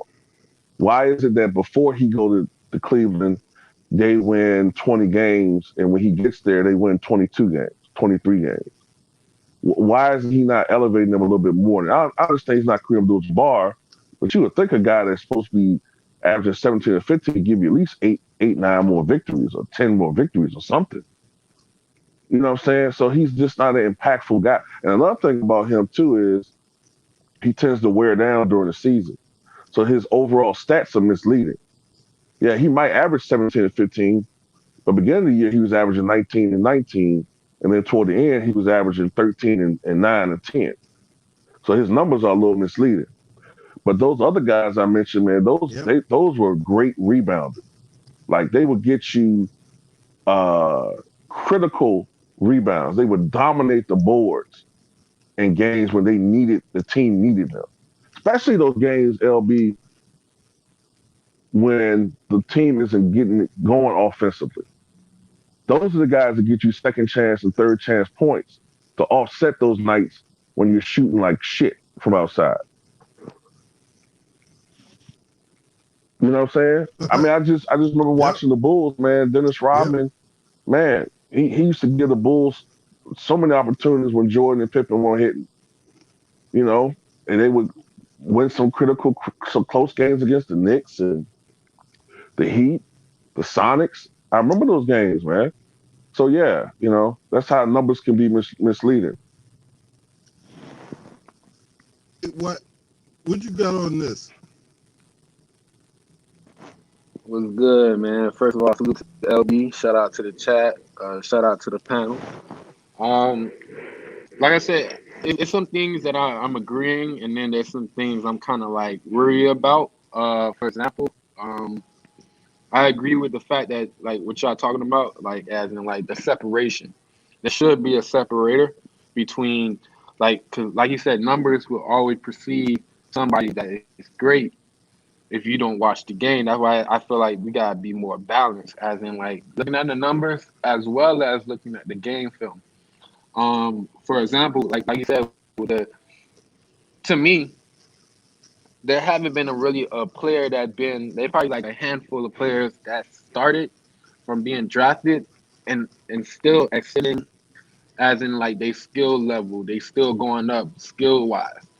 And those players are rarely getting acknowledged. For example, I feel like since 2017, Drew Holiday game had been amazingly increased since the Pelicans and then going into Milwaukee and all that other stuff. However, if you bring up a Drew Holiday in front of let's say a current All Star player, oh no, he ain't none of that. He can't be that. Look at his numbers. Look at his numbers. But if you actually watch the games and you see how he take up certain defensive priorities, as in like he's really that dog to guard all these guards. You know what I'm saying? Like his defense don't get that recognition that it should. And don't Hmm. you know what I'm saying? Like he get the all star, all defensive players, but when it comes like when people think all defense and everything, they think oh he's not in his prime, he's just playing good defense. No, he's actually in his prime because you gotta be able to be in prime mode to keep up against another player movement. It's not like he's doing the movement and he can go flow with it. It's him matching the movement of the opposite player, a la Kyrie Irving actually playing great defense against him in the Milwaukee series. James Harden, he also played great defense against Steph Curry and everything. If you watch back that Pelican series against the Warriors, he was playing great defense against him and on Klay Thompson. However, Hmm. you bring him up. I talked to so many casuals because I feel like they became casual because they look at numbers only. They be like, "Oh, nah, Drew Holiday not his prime." Nah, nah, nah, nah, nah, nah. I'm like, what? If you watch his game and you see his progression, he's getting way better on the free throw game. His points are increasing as each year going by. They always bring up, oh, he was a one All Star in Philly. That's not the point. I get what you're saying. Like I feel like others credit. You know what I'm saying? Because like when it comes to them awards, it's kind of like, yeah, you give me a bunch of awards, but is my game growing? For another example, be honest, I feel like he's not fully developed yet. He getting all the awards and everything now. It'd be nice at the end, but his game still haven't developed completely yet. It's getting there. Each year it's just progressing, and it's just showing that his dominance, even when he's not fully progressed, he still has so much impact. Hmm. Hey, this D Dog that be on Ticket Channel, Yep. Yep. All day. the All snitch, day. Hey. the Carmelo Anthony hater. Yeah. Yep, Yeah. that's Cause you. What brings you on here, D Dog? you. They came on that you talk basketball. This coming in the football season. I came All and right, so put we the talk. time on the share my expertise on basketball and on your channel. Cause You okay? All right. So what you think is the benchmark for greatness in a player? the benchmark for greatness. Okay, listen. The reason why I Yeah. don't put to LeBron top five is one of these main reasons. When I grew up, it was understood that the great players over on that time, you knew that they were going to get the ball in the fourth quarter and try to will their team to victory. Is that one person that you depend on to say, take us there? It's too many excuses for LeBron. The only thing that is going to make him a first ballot Hall of Famer to me because of the longevity for the most part. But I don't never put him on the top five. I never felt the superstar. When you get him the ball, it's like a question mark to it. It's like, what is this guy going to do? You never question that on superstar. Now I'm gonna give you an example about. I mean, I'm not even gonna talk about the elite. I'm talking about the people who was the franchise player of that team that never won a championship. Like say a Reggie Miller. Even though he was a shooter, he put the fear in people's hearts, man, every time he come off that pick. You know what I'm saying? Even though that's different games, they give him that feeling that hey, I'm taking this over. Like let's go to the example of Dominique Wilkins when he lost the game 7 against the Celtics back in the '88. Dominique tried to will himself a victory, even though he lost. People have respected it. You just never questioned that Dominique was going to show up in the game. You know what I'm saying? Even though he lost, he killed. He died with 47 points. R.I.P. You know what I mean? So what I'm saying is, LeBron never did that. He'll Oh get my God. 51 points and go. No, he give 51 points and dish it to a George Hill. That's like Magic Johnson. Okay, Okay, what's wrong? What's wrong with that, bro? Come on, man. that's a lot wrong with that. That's Hey, like Magic.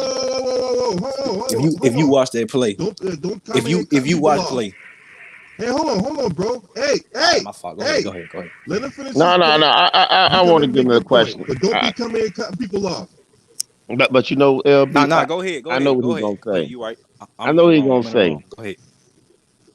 Okay, when he came in the league, he was one of the people that was compared to Jordan. He didn't say he was the King James, but he actually played into it and lived on with it. Right? When you the king and like that, you got to show and prove uh, that you got to kill. You got to put the game out of reach. You got to close the game. Then they changed it and said, well, he not a Jordan. He's like Magic Johnson. He just gonna make the right play and try to be this smart. That was an excuse for him not taking the daggone shot, the last second shot. That's the excuse. People make too many excuses for LeBron. That's like saying Magic Johnson got the ball in the last seconds and throw it to AC Green.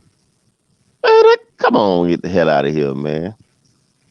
And the point is that if Magic had Steph Curry on him, and Magic 6'9" and like 60 pounds heavier than him with athletic ability, why the hell he just don't take it?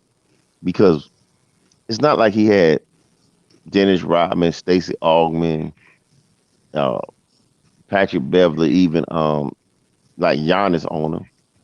He had Steph Curry, man. Jordan would have laughed at that situation and scored and took his time. And, he looked at the coach like, really?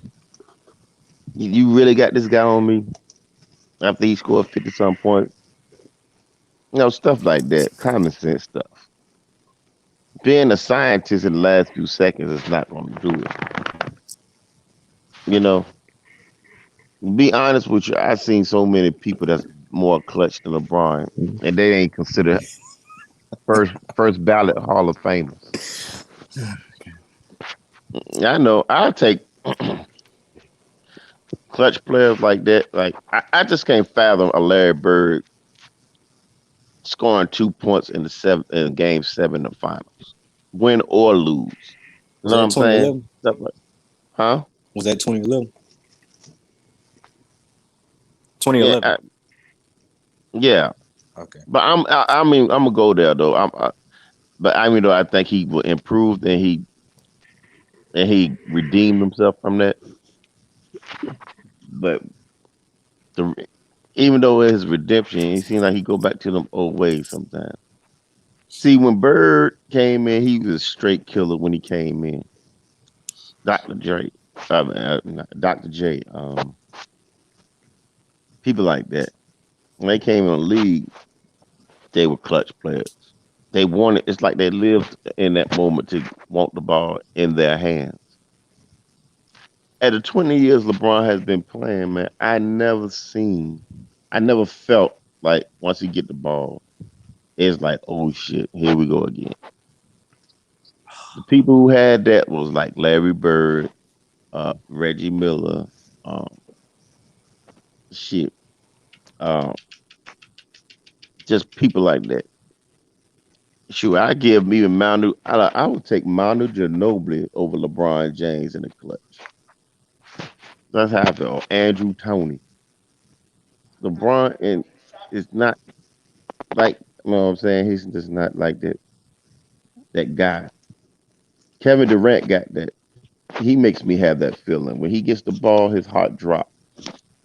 My heart dropped. Like I was going for the Bucks against the Nets. Soon as he shot the ball and tied it into overtime in a game 7, for instance, if he didn't step on the line, yeah, that's would have been home. But even when he got into that overtime, I thought the Bucks blew it. Even though they got into the overtime, I swear to God, I thought that the Nets still was going to steal that game away. See, Kevin Durant gives me that feeling. You know what I'm saying? Like I said, Kevin Durant, Larry Bird, Reggie Miller, uh, of course Jordan and all them, but LeBron just never gave me that feeling. That's the difference between the greatness of players, well, not just stats, playing, scoring some garbage points during the game. No, he's still Kobe Bryant. His legacy started, at least to me, when I say he's going to be a problem in the future of the NBA, was in that game 7 against the Trailblazers when he showed out. That's that's what you remember when you look back. Like, damn, this guy man just took over, and they had a talented Portland Trailblazer squad. Same with Iverson. Even though he lost, he carried that team. People always look back at that game 1, man, because when everybody counted Philly out. He took the whole Laker team. That's why LeBron I just do not feel that way about LeBron. Y'all can go ahead.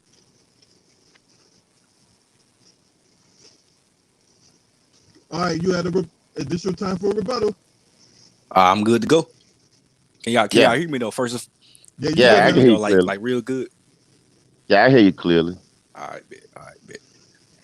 So before I like chime in and shit, I wanna know like what the full topic is at hand. Like, are we discussing all time great players and shit, What's or the like definition of what you No, look the greatness? What you seeing in greatness? What you define as greatness what in a we player? the, the LB? You trying to say something, bro? yeah, we're talking about the benchmark. Okay. Yeah, what I was trying to explain was the title of the video is what's the benchmark for greatness. So me and Two Raw was talking about some things that we need to consider when it comes to measuring how great a player is. So that's the topic of the video and all that. D Dog just went left talking about LeBron and all that, and I wasn't trying to make this video about LeBron. But go ahead, bro. Yeah. Before I get into LeBron, because of course, I got a few rebuttal points, shit like that. But me when I look at a player and I'm judging his greatness, I'm going off of resume, accolades, accomplishments. Of course, I test clutch factor, shit like that, and then I take it. I also look at longevity, and because of that, that's why I got guys like Jordan, LeBron, Kareem, Tim Duncan, guys like that. So that's I got them so high and shit, and that's not in order, by the way. But yeah, that's why I look at when I look at greatness, bro. You know what I'm saying? All time, at least. All time, at least. But All right. Yeah, I I can don't, I rock don't with want to that. You like, know what I'm saying? Pretty much the same thing. Me yeah, and the rest of the guys like Two Raw and Wait What was saying. Too, yeah. too raw. Mm-hmm. Are you? But see, Hey, but go ahead. Hey, I know you want to cook. oh, go I ahead. know you wanted to cook D Dog. But go. What was your rebuttal about LeBron? I mean, he was talking about how he doesn't see uh or how he doesn't feel like or feel intimidated when LeBron gets the ball in like clutch moments. And to me, I'm not going to say it's cap because that's his personal feeling, but at the same time, I don't understand it because there has been plenty of moments throughout LeBron's lengthy career where he's put the ball in the goal plenty of times in clutch moments. You know what I'm saying? Like there's been plenty of teams that have been scored on from LeBron. You know what I'm saying? In the playoffs, Boston, Toronto, even the Warriors. So I know Pistons dating all the way back to like 2006, 2007. You know what I'm saying? Now he doesn't look to score. He's not a KD, he's not a Jordan, he's not a Kobe. But when he feels like he doesn't have the talent necessary, to throw a ball to or pass up shots, sometimes he will look to put the ball in the basket himself. And you know what I'm saying? I mean, I'm just like y'all. I would rather LeBron do that than pass up open shots. And I was actually very critical of him passing up that wide open shot. What I'm not gonna say wide open shot, but that look that he had when Steph Curry was guarding him. We all know that position, and he passed to George Hill.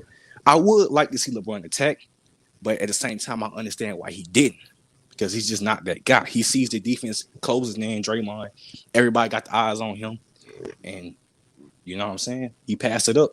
It is what it is. I understand it. He chokes. He He ain't just not that go. He ain't got he no ain't choke, bro. kill. He ain't choke. He ain't choke, bro. I seen him choke more than he did and went through it.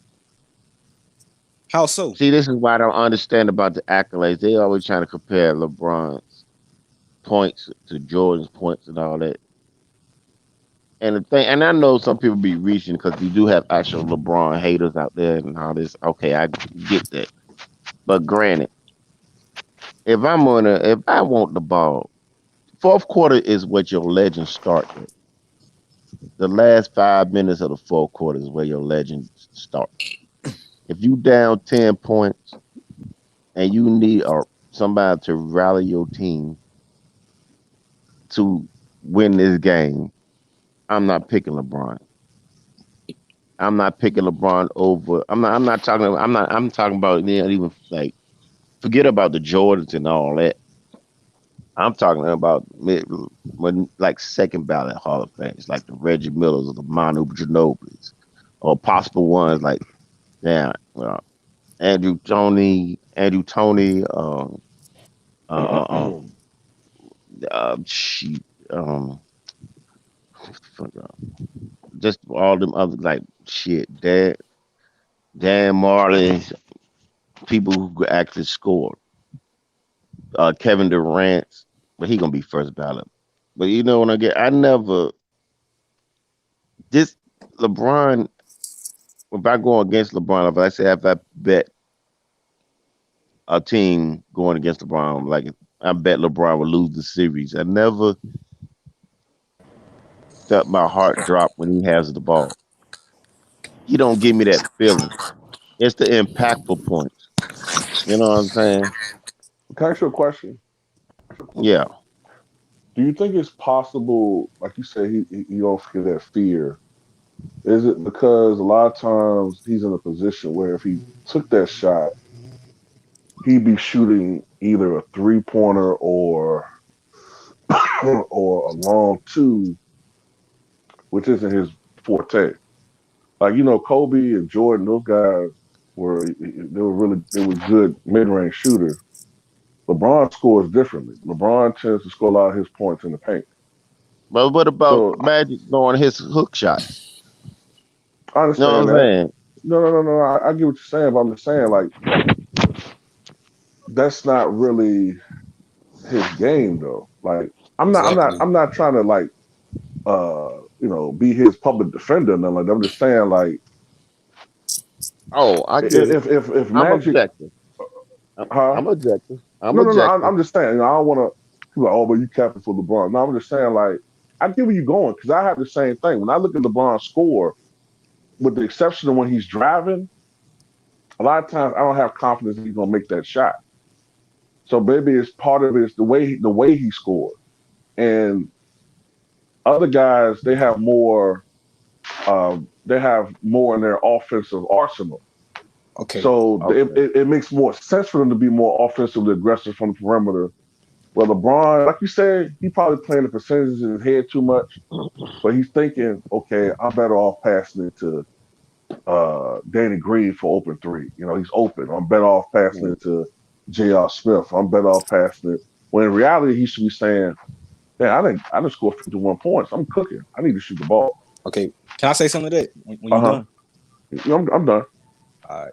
So, uh, so pretty much, y'all aren't really intimidated by him when he picks up the ball because he kind of lacks the offensive arsenal that guys like Kobe or MJ had.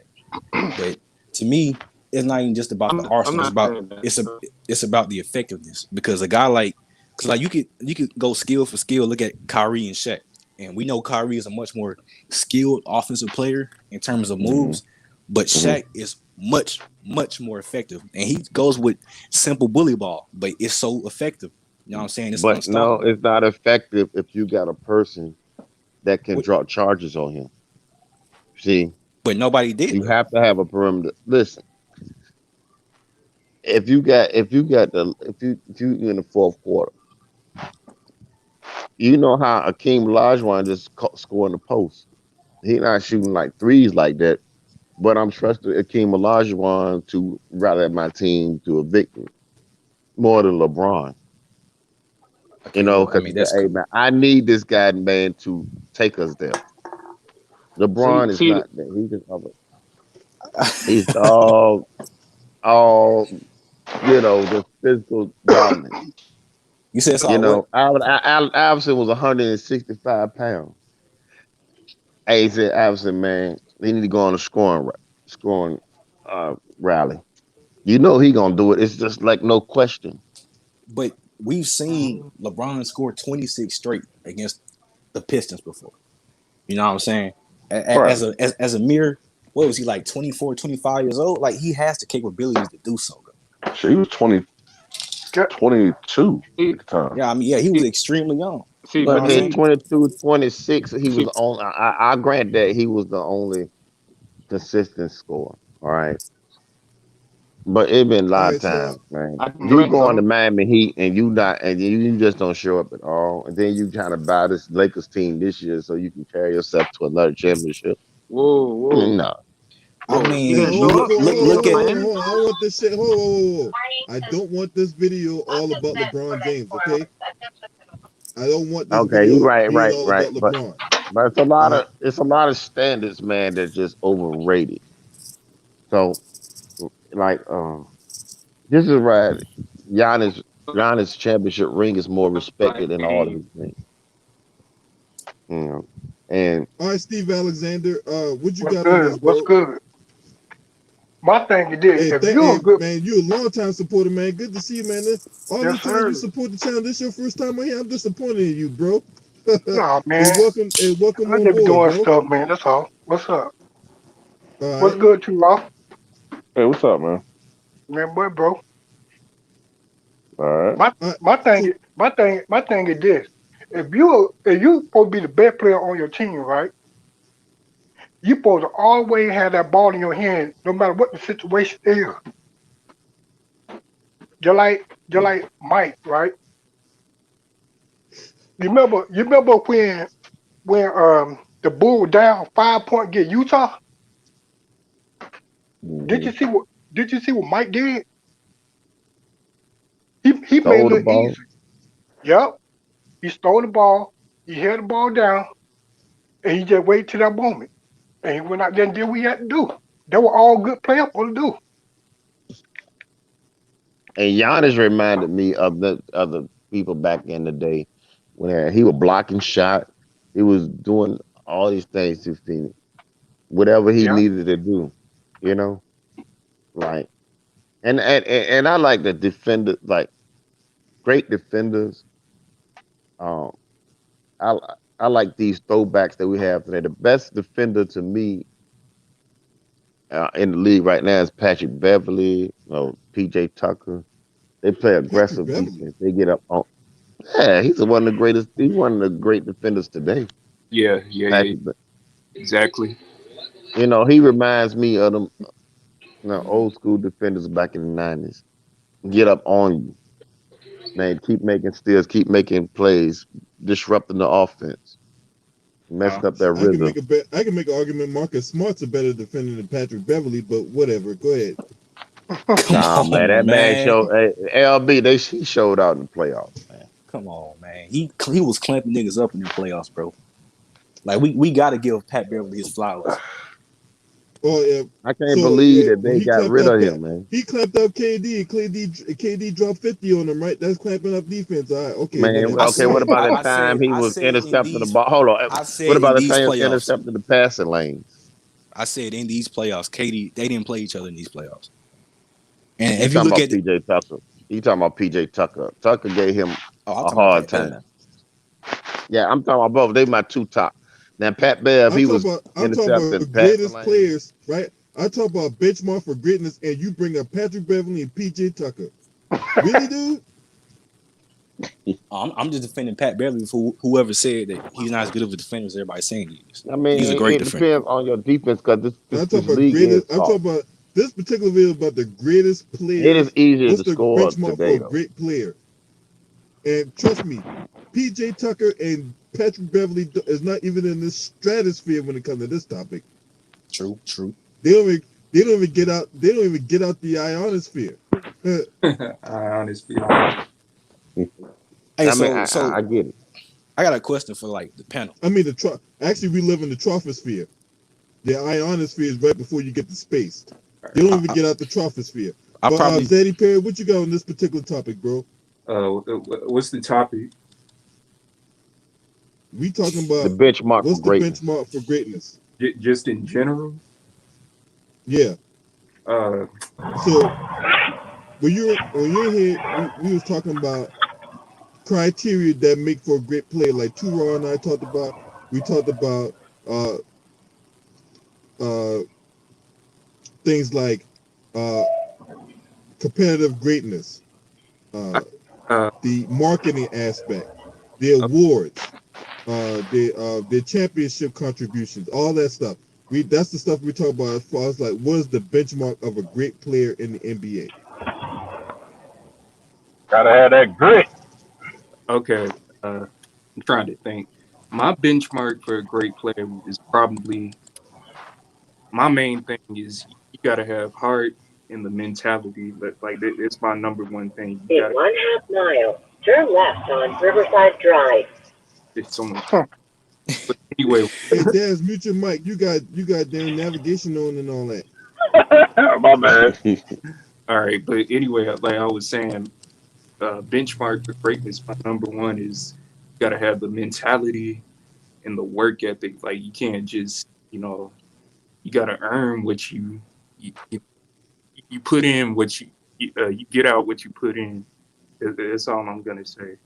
And my second thing is probably skill and like footwork and knowing the intangibles. You know what I'm saying?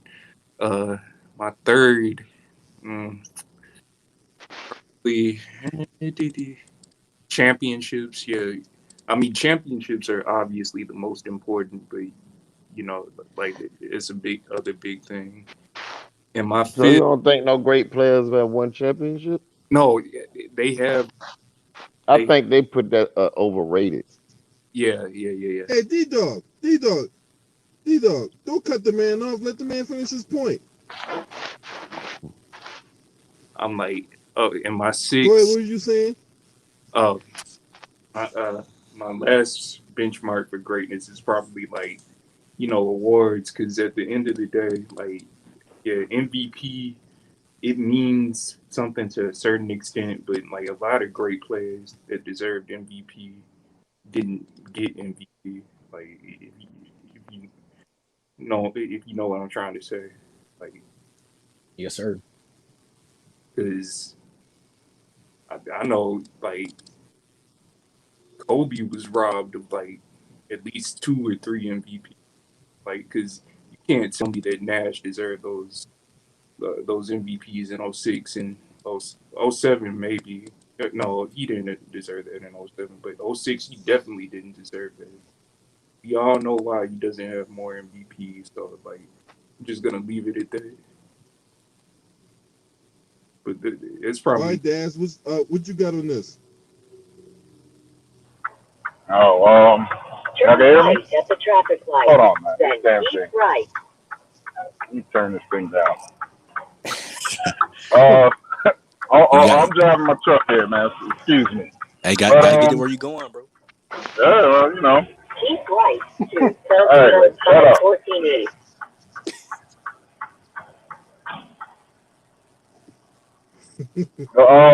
The grittiness for me, the competitiveness is all about your grit, the hard work, the dedication, Yeah.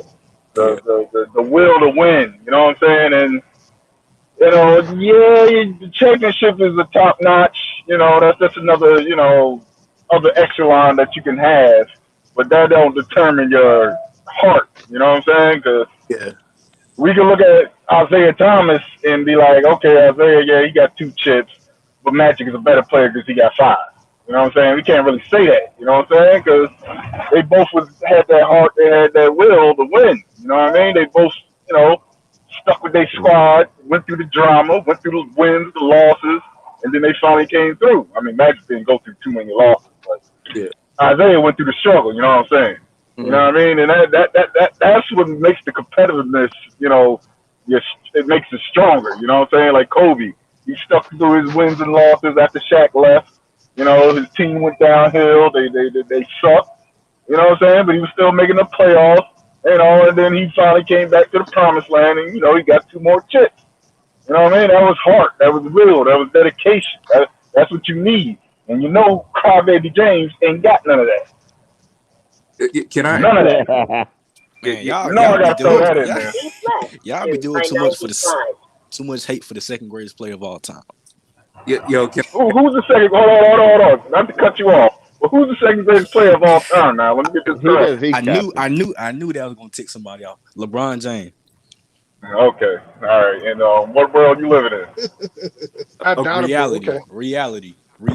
No, can, you're It's not. Because reality. there is no way. Well, the only close number 3 or close number 2 Keep should be right Kareem to next to LeBron. I-95. Then keep It's right. Kareem. Yes, Well, sir. It's I put Larry Yes, sir. Bird over him. Oh Lord. How? It's Why? Jordan, of course. Not even in the conversation. What do you mean, why? Larry Bird stuck with his squad and went through the drama. What are you talking about? Bro, that doesn't make him better than LeBron. can I? Come on. Why doesn't it? If But Larry Larry Bird didn't Bird get had to hurt How and still mess went does his it? down the back up, league. How Towards does it? Union and North. Because a player stuck with the team, that makes him better than the guy No, who but has a Larry better Bird resume. came in. Can I? I give you one other reason. Larry Bird came in killing. yeah. LeBron came in here, man. Things get tough, man. He's crying. Now he's trying to they're gonna get jump on Elaborate on that. bandwagon. Man. Elaborate on that. What you mean he came in crying? Elaborate. Because last time I checked, he stayed with his Cleveland team for like what, almost 10 years. Took them to the 7 finals, years. right? Get it correct. Won 2 It was MVPs. 7 years. Hold up. Can I respond to him? Go ahead. Wait, respond to who? Me? Yeah, you. All I, I actually didn't have a problem. T-Raw, this gonna be really interesting. Listen to this shit. All right. Here's my perspective. Kobe play. I've watched LeBron play. I haven't seen. I wasn't alive when MJ was at an absolute prime. So like, Well, that explains it. YouTube. But back to my point. LeBron. Yeah. His first. Yeah. His team was. Wait. I'm gonna need you to repeat whatever you said because it was a whole bunch of background noise. Oh, background. Can you hear me now? Hey, hold on. Before we get to that, right? I need to do something real quick. I'm gonna ask everybody around the panel, right? About who would you put before who, right? So, T-Raw, would you put LeBron James over Magic Johnson? Hell no. Hell no. It's close to me. It's close. Man, too raw. Stop it. No, I don't want to stop it. It's close It's because you not got to close. also take into effect. You got to take into account LeBron's Hold on. Y'all ask longevity. T-Raw. Hold on. I'm gonna give everybody a chance to answer. I'm asking T-Raw. Whoa. D-Dog, your name's not T-Raw. Go ahead. Now, what were you saying too, Raw? Well, anyway, I was just saying, like, I mean, if you look at LeBron's longevity, that has to count for something.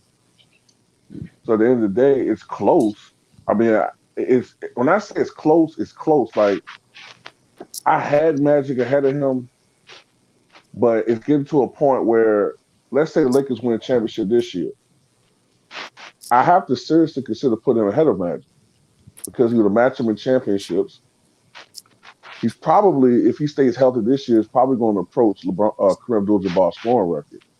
So at the end of the day, even though people may not like, certain aspects of his game, if you look at his resume, it's it's it's getting to the point where you have to put him in that stratosphere. He's the all-time leader in points in the playoffs. You know what I'm saying? He's all-time leader in all-star scoring. I mean, at some point, you got to kind of look at his record. It has to count for something. So, yeah, I mean, if you right now, I have Magic ahead of him slightly. But it's getting to the point where I'm thinking about putting LeBron ahead of Magic.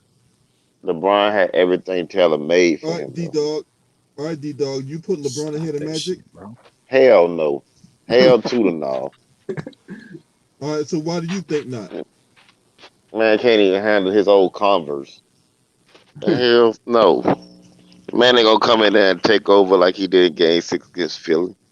He gonna nut up. And he gonna avoid the big time. That's makes a great player. You gonna run up with all of these that go high caliber all stars and then say, okay, you greatest out of all of them. Man, no. He can put himself in the right positions and do just enough and then say, hey, I'm great. Ooh, damn. No. Magic was the actual leader, one of the greatest leaders ever. Isaiah Thomas, one of the greatest leaders ever. LeBron's not going to beat Bird, Jordan, and Bird, Jordan, and Magic in the same year. He does not have the leadership qualities of Isaiah. He does not have the quality of leadership of Magic. He doesn't have the leadership qualities as a Jason Kidd. But y'all want to compare him to damn Magic. Man, stop. Nah, let me go. I know. All right, go ahead. Because you interrupted me, but okay. Now go ahead, bro. I want to hear this. I want to hear more of this. No, because okay, I do believe that Magic Johnson's great, but let's not act like he didn't play with Kareem Abdul-Jabbar. First of all, and let's also act like that. Let's not act like James Worthy. 3 years into his career, you already beat me to it. I mean, I know I did that. I used to say the same thing. No, I used to say the same thing. Okay, but Kareem started to fit in. But Kareem started to fit in his kind of offense. See, when they first got here, they wasn't running as much as when Pat Riley started coaching. I know that. When they had Mitch Kupchak, it was I admit by the way, the offense was around Kareem. So who's answering the question next? You are. Me? I'm done. You could go. Okay. No, you are Shang Cuts. Okay. They said Shang Tsung. All right. So question, you said LeBron or Magic. You already know who I got because LeBron my number 2. And for me, well, yeah, I mean that's the worst kept secret in America. But why you think so? Okay. For me, it's not even close, my guy. I mean, like it's really not close. You go, like I said, you could look at anything. You could look at resumes. LeBron has more MVPs, Finals MVPs. They going by the Google stats. Google stats. Man, golly, everything talking about let the man finish, man. Yeah, let me go. Hey, I can't. Hey, how many times I gonna tell you the same thing over and over again? Hey, this going by this. Everybody's so. But look, LB, everybody is programmed, man. Let's go by stats, and they looking at end result. They're not looking at. I wish you could just see him in his prime. I didn't even mention stats yet, bro. Come on now. Because I know if I go to stats, was a matter of opinion. It's not even gonna be fair if I bring up stats. And you know that. That's why y'all don't like to talk about stats. Okay, you're right. Everybody gonna have your opinion, D-Dog. So, hey, one thing I don't tolerate on this channel, people cut people off, right? I don't tolerate that shit. I should have boot your ass out here a long time ago, D-Dog, but, hey, I'll give you the benefit of the doubt because it's your first time on here. But I don't like people cutting each other off. We respect each other on here. All right. Now, Shang Cuts. Go ahead with your shifter theory. Oh shit, yeah, no. But man, I fuck with LB. But anyway, shit. I forgot what fuck I was at. I named what? You said accolades. Okay. I guess I'm not gonna go ahead and name the stats because that's not gonna be unfair. You know what I'm saying? So it's not. Yeah, I know it's not gonna be fair. So so I'm gonna go ahead and I'm gonna say longevity because we know LeBron has that over most players throughout NBA history.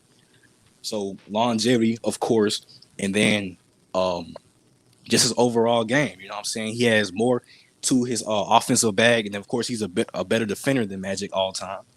I mean, we can't dispute that either. So, right, I agree. Okay, so I mean, I don't know how you could put Magic over LeBron James by looking at anything. You know what I'm saying? Accolades, achievements, or stats. You know what I'm saying? Any kind of metric. There's no way you could argue Magic over LeBron James. All right. Okay. Who's next? Steve. Who you got? Magic or LeBron? I'm gonna take Magic. Okay, why do you take Magic? I'm gonna say it like this. I ain't trying to be biased or nothing like that, but I'm picking Magic. I like the old school players. Okay. And what Magic did his rookie year, how he won that chip. I mean, that's it for all right there. The man was a dog when he came in the NBA. Yeah. Do you think LeBron could take the Lakers to 5 championships in the 80s? Nope. That's a hypothetical, though. We don't know that shit, man. I know he won because he wouldn't have made it back then. If you put give him the same help Magic had. Well, that's my opinion. You put Kareem with LeBron, and you think LeBron ain't gonna make shit happen with that? Look what he doing with AD. What? AD did on his own. It wasn't LeBron. It was AD. No, I'm saying. Look at what that duo was able to accomplish. If it weren't for AD, they would have won that title. If it weren't for LeBron, they wouldn't have won that title. No. Who won? Come on, man. What did he do? What did LeBron James do? I'm finna go ahead and give you shit that you can't refute. You ready? Go ahead. Okay. Who won Finals MVP? Okay, they gave it to LeBron. They gave it to LeBron. Why? Because they should have gave it to AD. Because no. Because first of all, we know AD got hurt in the finals, right? We know AD got hurt in the finals, right? Man. So LeBron led that team in scoring, rebounding, and assisting. But what he was doing before he got the MVP, what he was doing? Nobody. Miami was there. My God, Miami knocked off. Miami knocked off the MVP and the Defensive Player of the Year. What are we talking about? Miami had a broke down team. A broke down team. They play with hurt. Hold up. Come on, man. Hold up. We saw what happened in game one before everybody got hurt. The Lakers were blowing them niggas out by like 20 plus points.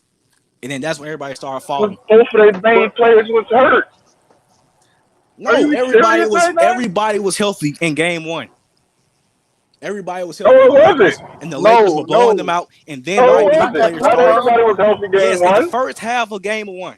Go and look go back and look. Go back and look. He had everybody. That center there, Dragic wasn't there, bro. He wasn't there for that whole final. Dragic. The white dude. Whatever his name is. Fucking Goran Dragic, bro. Okay. He's a part. Hold on now. He's a part of the team. So y'all saying if Miami was healthy, they would have gave the Lakers some trouble. They took him to 6 games without the 2 star players. So yeah, they would have gave him trouble. What are you talking about? So do they win? I ain't gonna say they're gonna win, but they would have gave him a little bit more confidence. So what are we talking about then? Because at the end of the day, LeBron won Finals MVP while being guarded by one of the best defenders in the league, Jimmy Butler. So I don't care what you say. And then he had to deal with Bam Adebayo in the paint, who was also one of the best post and perimeter defenders in the NBA. I'm not trying to hit that shit, dog. Oh boy. Hey. All right, Zadie Perry, who you got, Magic or LeBron? Who, me? No, me. No, not. I'm coming to you next, Daz. I got a boatload for that. All right. Hey, I Zaddy, who you got? LeBron or Magic? I got LeBron actually. Hmm. Okay, why do you got LeBron? I mean, uh, I just think he's the better player. Like, uh, only thing you can say about Magic is like he's a better passer, but like LeBron, like he's a better defender. Uh, Literally everything else. yeah, literally. And like, here's the thing. I wouldn't say he was a better floor general. Yeah, floor general. Yeah. I'm saying I think Magic's a better floor general Oh than yeah. LeBron. But And I think he's a better point guard. But I mean, everything else except for free throw shooting, you kind of got to give LeBron the advantage. yeah, I mean, it ain't like that. I'm hating on Magic. yeah. And Are actually, you serious? I was a big Kobe fan, but retired. I kind of switched to LeBron, but like after like I forgot which final it was. It was probably 2017. I stopped being a fan, because they all like trying to hate on the man, but like, I forgot. Like I think it was the press conference when he wore that. It just made me lose some respect. It's like a loss is a loss, but LeBron's the better player. All right, Daz. I already know your answer, so go ahead and explain why. Yeah, you know it's gonna be Magic, bro. Come on now, are we really gonna talk about this?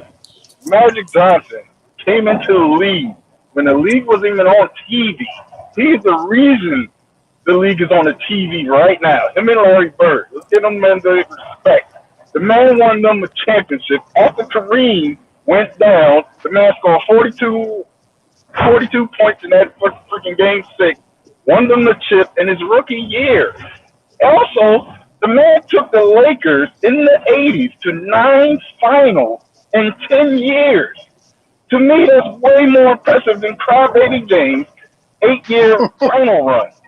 Are you serious here? Or are we really talking this? Really? Magic? How could you take LeBron? Take away his accolades. The man got all the stats in the world, or I give him his props for that. I mean, he is a big 6'8" dude, that's majorly athletic. I give him that. But that's the reason why he has those stats. But when we talking about competitiveness, and freaking will and grit, you gotta go with Magic, bro. Are you serious here? Magic got swept twice in the finals.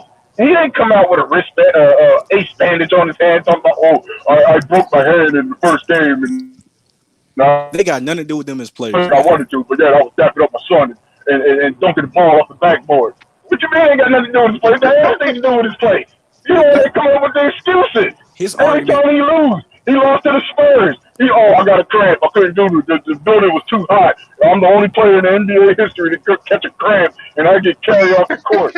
Are you serious? This little whining ass crybaby dude over Magic?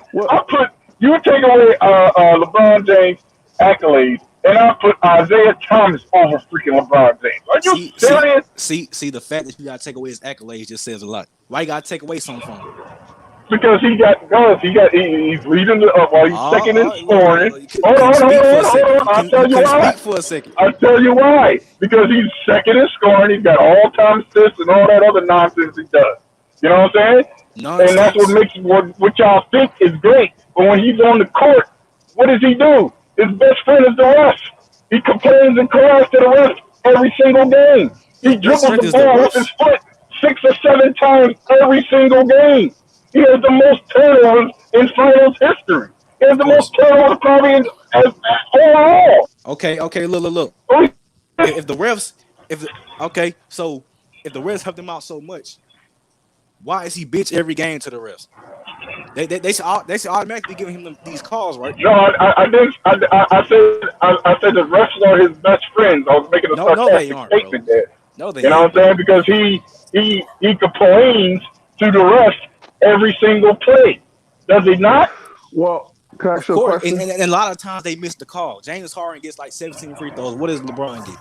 Come on now. The ref treatment ain't even fair. You're 6'8". Listen, you're 6'8", 280 pounds, whatever. You're going to get hit because no one can stop you. I give you that. No one can stop you if you go full steam ahead. There's no one in the league that can stop that man when he goes full steam ahead. But what is his best attribute? Going to the rim and laying it up or dunking. That's it. His mid-range game is trash. His three-point game is trash. Oh my God! You saying it's not? Of course not. You saying it's not? Look. So, of course it's not. All right then. Of course. What are we talking about here? Of course it's not. Okay, first of all, he has the most playoff game winners in NBA history, and most of those have not come off drives. They come off balance floaters, jump shots. We know the story, my guy. Bro, you talking about 7 games, Jordan had 6. Are we really going to make like, oh, he had the most, like he had 50 and everybody else had 12? Okay, you're talking about one game. If his mid-range game is trash, if his game is trash outside the point, he should not have as many buzzer beaters or more than MJ if he does not have a game outside the post. Bro, you talking one shot. Okay. So we really talking about one shot? So let's talk about this. Why did he shoot 40% from 3 in 2013? In 2013, what was that year? Exactly, my guy. Why did he? Oh, that was when he played Oklahoma. Why was he turned up to? No. I'm talking about the whole entire season. I'm talking about the whole entire season, not one series, my guy.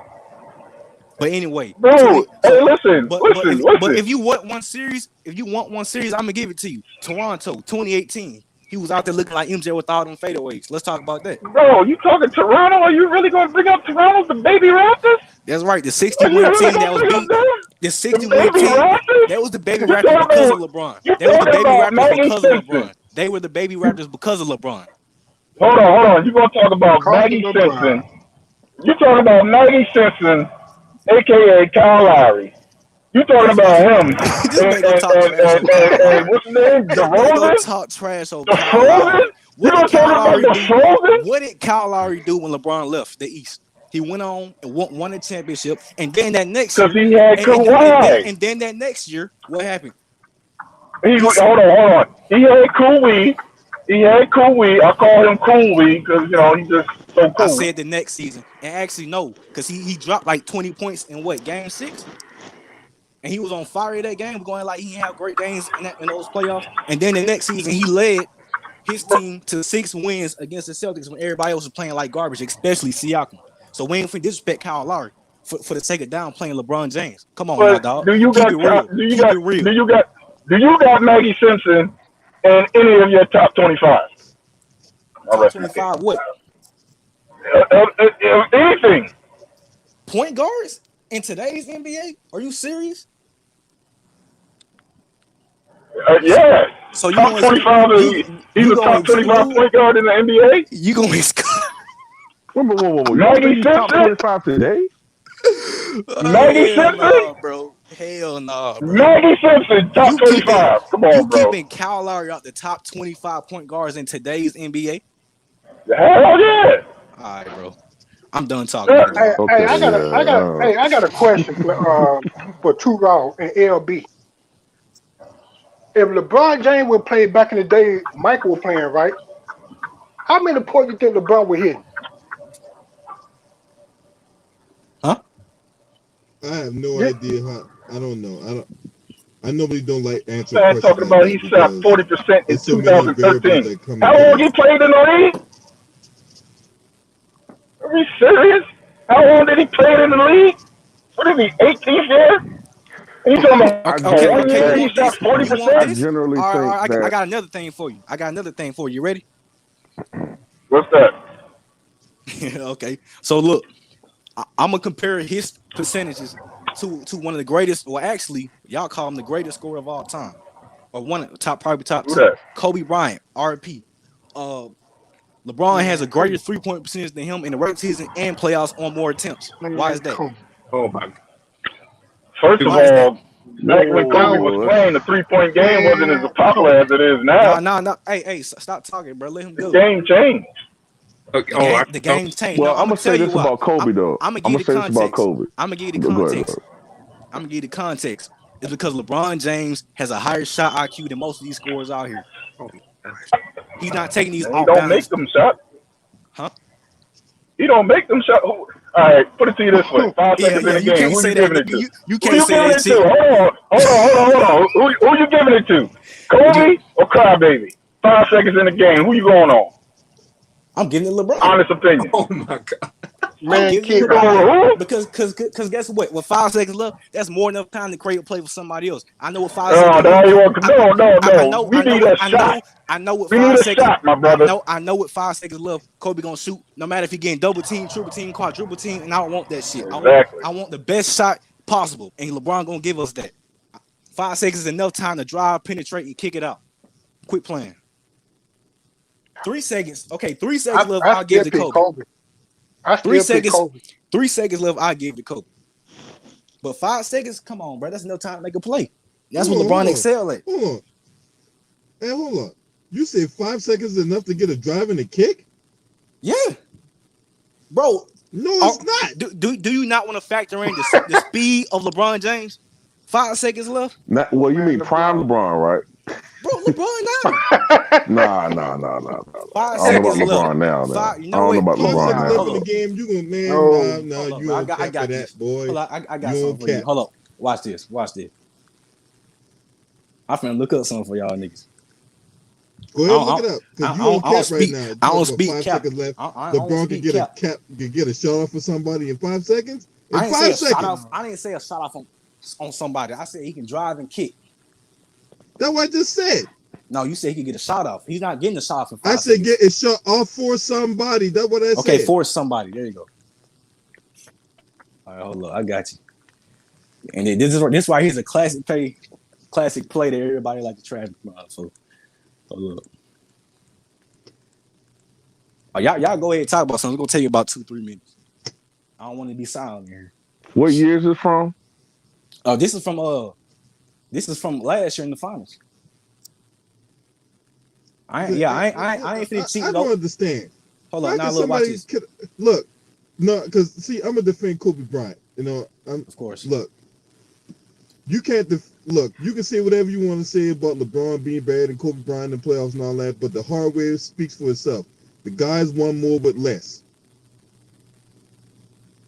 and you can't refute that. Okay, look, I'm going back to the play of the finals when LeBron passed it to Danny Green.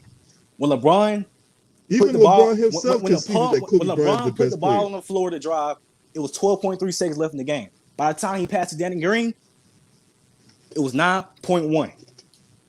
Is that more than 5 seconds or We less? say 5 seconds. What are you talking about? 10 seconds. Is that and all more What than you talking 5 about? seconds or less? Is that more than 5 seconds or less? That's 3 seconds it took LeBron to drive and pass to a wide open man. Come on now. But he And this is just last season, my guy. Not prime LeBron.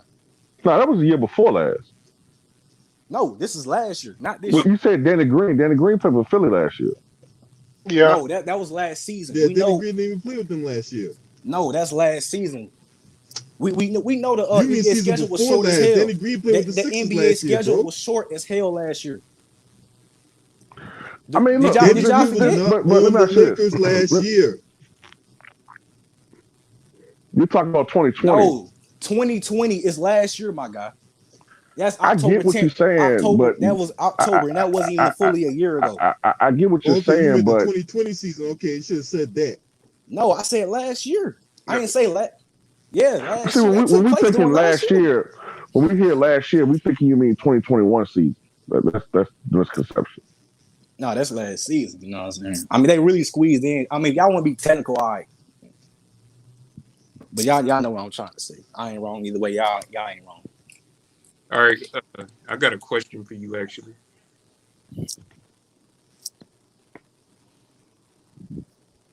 All right, I'm listening. Oh, okay. Who you got in your top 5 of like all time? My top 5 all time. Mm-hmm. Number 1, MJ. Number 2, LeBron. Okay, man, whatever. Bro. Number 3, Kareem. Number 4, Shaq. Number 5, Kobe. Whoa. So you got Shaq ahead of Wilt Chamberlain? Yeah, bro. Wilt, I don't want to rant on a dead man like this, but I think he's overrated. I really don't want to get into the schematics because he's dead and long gone. Hold on, all right, because all right. So your basketball credibility is coming a serious question. So here. okay, so what is it that Shaq? Why do you think? Hold on, T-Raw. I want to jump on this one. Hold on. Why do you think Wilt Chamberlain's overrated? Y'all say he was dominant. Dominant how? Just scoring, right? Dominant. No. Okay, what makes Wilt Chamberlain so great? Because he was unstoppable. Unstoppable, and he did what? Scoring, rebounding, blocking shots, passing, pretty much anything. Way too much. The NBA changing the rules so that way it limits his change game. the rules for him. They to did try the to hold same him thing back. with Shaq. But it's on a different level. They did the same thing. It's on a different level. They even did the same thing with LeBron. They did the same thing with MJ. Yeah, okay, changing the rules that's not uncommon. Okay. Players have done that. The players I named. No. When they change the lanes to try to make you less dominant, when they outlaw you being able to dunk from the free throw line, that's in college that's a whole nother level. I don't understand how you could put Shaq ahead of Wilt. I really don't understand that. I don't see how you can't.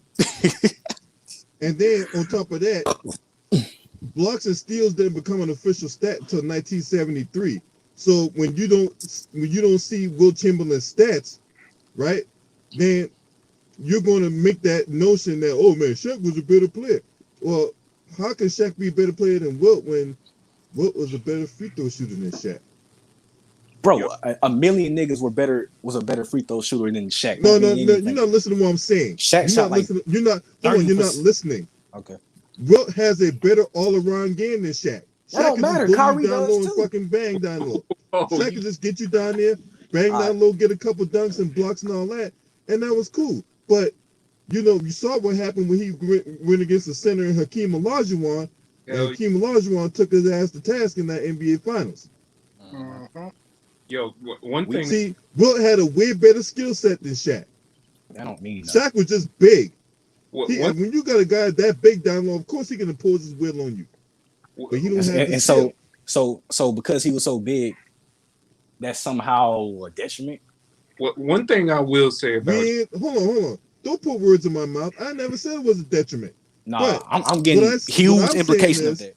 You can't definitively say that Shaq was a better all-around player than Wilt, when Wilt was one of the only players in NBA history to put up a triple double. Look, I don't care about who's the better all-around player. Wait. Okay, I don't care about who's the better all-around player because guess what? Like I brought this example up before. I'm gonna do it again. You can say players like AI, Kyrie were better all-around players than Shaq. Okay, but does that make them better, or does that make them greater? No. So what are you going by? So I'm trying to figure out what are you going by. You said what? What are you going by? Talking about? Okay, how many times has Wilt won? Wait a minute. So now we're going off of that. So now we're going to it's a factor. That, right? It's when a you factor. Won 5 championships, that is not you a say factor. don't bring that up because those are not factors. Wait, who said don't bring that up? But now you're putting in rings. You can't just pick and choose what factors you want to bring up to quantify who's a better player. I was asking y'all questions. I ain't tell y'all my whole argument. But no, who said 5 championships don't matter? Because when we was arguing Magic and when they was arguing Magic and LeBron, when they keep mentioning championship, you said, "Oh, that's a team factor." Y'all bring in team factor. You did say that. No, the fuck I did. That was I did not say that shit. Not one time did I downplay championships. Rewind that tape, bro. Quote me. Oh, trust me. You did say that. Do it right now. Do it right now, bro. Do it right now. Play the tape. Why the fuck would I ever downplay what players play for? No. I heard him say that because like yesterday, I forgot which video it was, but it was either yesterday. I was bro. No, this is my first. My fault. Like it was one other day. Like I don't know. Bro, this is my first time on the panel. What you talking This is about? the first time ever on this panel. Yeah, bro. Stop talking, bro. Oh my bad, bro. That was I was thinking of someone else. My bad. Bro, I really want somebody to run and take it, bro. I ain't never said championships don't I matter. could have sworn I Hell heard no. you say I must you be talking about team thing. Maybe I misconstrued what you meant by that, but I could have sworn when he was talking about the Lakers being dominant in 5 championships and 9 final appearances, you said something like, "But that's the team. That's the team." You talking about the players. So when you talking about we only got 2 championships, okay, yeah, but a lot of times, a lot of that, Wilt was playing on inferior teams. Shaq came into the NBA on a good or great great team. team every year. That Orlando, Man, was Shaq great. was making Lakers. those teams great. No, Penny Hardaway was a great player, and Yes, he was, but Shaq was undeniably greater. nigga, he. Oh my god, Penny Hardaway Man, didn't come even on, last that man. long. First of all, we know Penny that. Hardaway was arguably the second or third best player in the NBA in 95, 96. Okay, When Shaq was out. when they knocked off MJ, who was a bigger factor in that? MJ or Penny Hardaway? Remember the thing about it in when they 95, knocked off 96. In 95, 96, Shaq missed 28 games due to a abdominal injury, and they yes. still won 60 games. A lot of that Okay, because and what Penny happened? Hardaway stepped up and became number 1 option and led that team when Shaq was out of the way, which was a precursor to the trend that Shaq had with Kobe. Whenever Kobe had to take up the slack when Shaq kept coming into the season out of shape. See, And Kobe would go ahead. I often say that's a really bad argument because look, I will give you a prime example of something recent. All right, we know I'm gonna bring up Kawhi Leonard. All right, load management. We know how many games he missed in the Toronto season, 2019, but the Raptors still went on to win over 60 games, right? However, That's different. I'm gonna tell you no, why. no. Listen. What Go happened ahead, in the playoffs? I'll go and I'll counter it. Go ahead. Okay. In the playoffs, we saw that regardless of what happened in the regular season, they clearly needed his dominance in the playoffs. I understand that. I'm not arguing that they would have been better without Shaq. I'm not saying that. The difference is Toronto was able to game plan load managing him. Most of the games that he missed, those 22 games he missed that year, came against subpar teams. So they knew that at least without his presence there, those games that he would take off, I fell out. it was likely that they probably would still win most of those games. And that's the factor. They had a higher winning percentage without Kawhi Leonard in those 22 games they did with him. You got to The repeat all difference that, bro. I is fell out. when Shaq missed those 28 games, the Orlando Magic didn't game plan that. They had to play whoever the hell was on that schedule without Shaq. I fell out, so I probably missed a whole bunch of what you said, though. Yeah, he basically said the difference was between 95 and when Kawhi missed time, right? The Raptors game plan for him missing those games because of load management. Back in the 90s, there was no such thing as load management. Everybody, huh? Oh, go ahead. Back in the 90s, there was no such thing as load management. When guys got hurt, guys got diagnosed when they with their injuries. It was determined, and they would determine how long they were going to be out because of that injury. Then they had to play with what they had. There was no, every couple of days we're gonna sit you down. No, these guys played every day. So that's the difference. Okay. And then the Toronto Raptors, a lot of people somehow fail to overlook this. Some people fail to take this into account. They were already a good team before he got there. They were already a playoff team before he got there. When Shaq got drafted by the Orlando Magic, guess what the Orlando Magic wasn't? A good team. Okay, thank you. You just made my point about Shaq's impact on that team. Thank you. But that's I'm not saying Shaq. Point. No. Because you were trying to argue, but then you accidentally added to my point at the same time. I appreciate that. I didn't make your point. You did. The fact of the matter was, the fact, because everybody talk about championships and all this other stuff, right? Did Shaq win the championship with the Orlando Magic? Nope.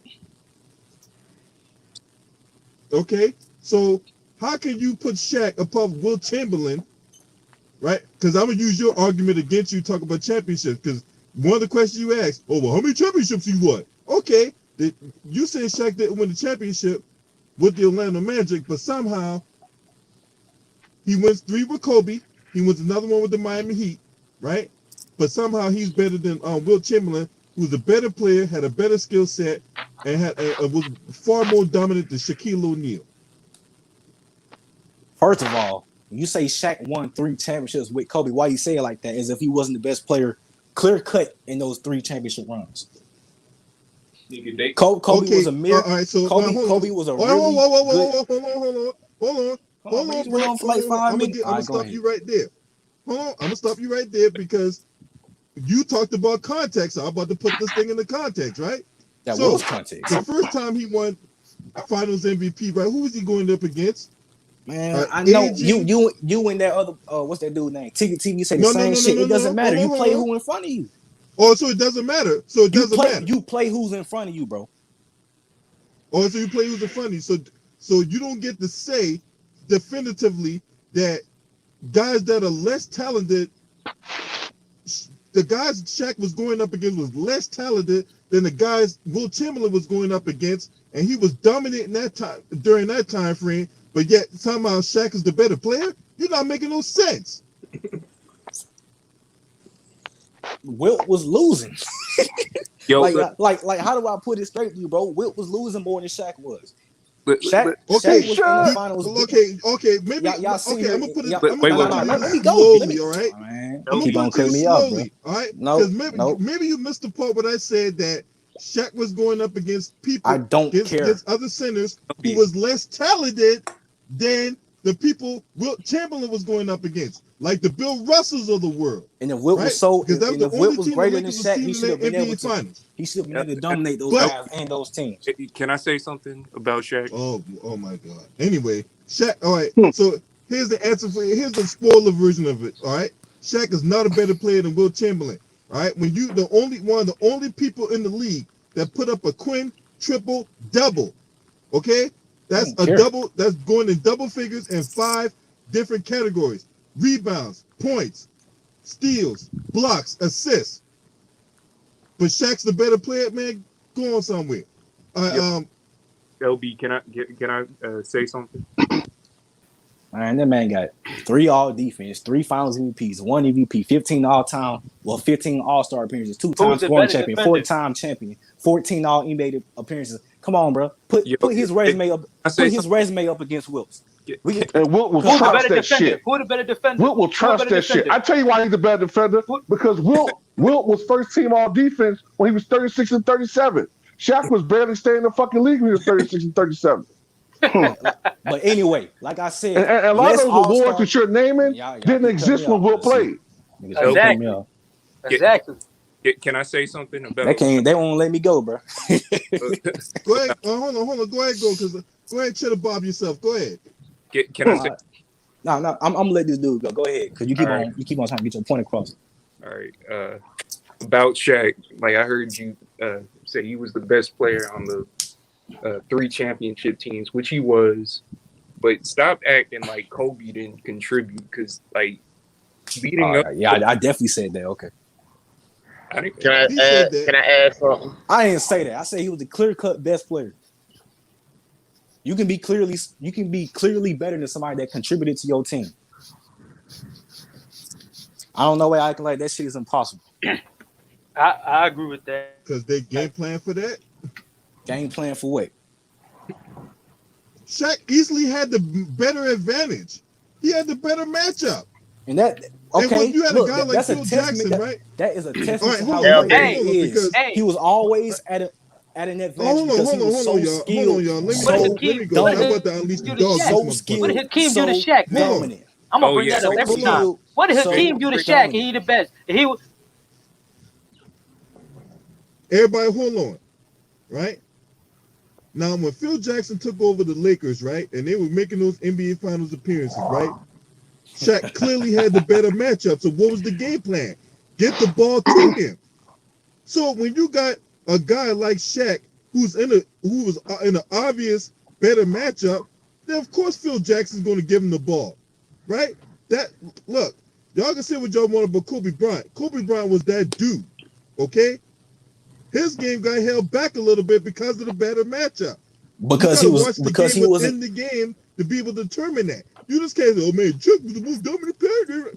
Look, when you got guys like of course Shaq's supposed to dominate Todd McCullough, okay, and injured Dikembe Mutombo and a broken down Rick Smits. Greg Ostertag. You done?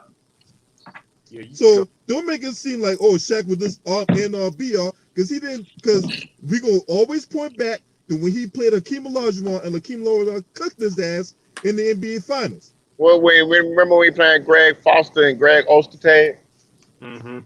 And the Utah Jazz beat sweep him out the playoff. Straight cook that nigga, man. Okay, y'all talk about all these losses. Let's talk about Wilt's losses. Why has he lost more than Shaq then? If y'all want to see him make this loss argument, talk about Wilt. Because no, I'm gonna agree with homeboy. I'm agreeing with homeboy that's a tad bit though.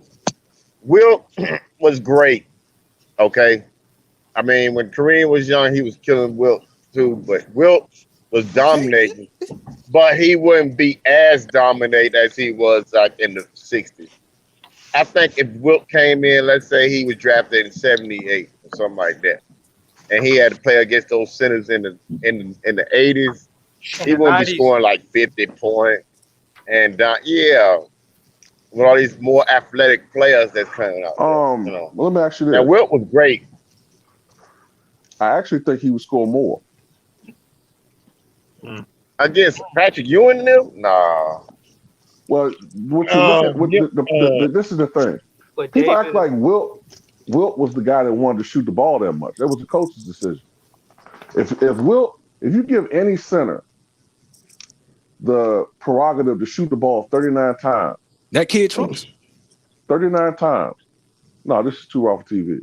No, if you give a center the center to shoot the ball 39 times, you don't think they're gonna score 50 points a game? Of course. He'll score something like 39 like times. 37, 38. No, shoot the ball 39 times. Realistically speaking, nobody is going to try and go for 50 points a game because that's not winning basketball. Nobody's going to try and aim for 50 points a game. And the reason why he was shooting the ball like that is because he didn't have any help with those teams. We're talking about the Warriors. I think a lot of people. Oh, you're talking about Wilt? Oh, okay. Wilt didn't have the footwork that what's his name had. But Wilt was dominant though. But Wilt couldn't shoot like Patrick Ewing.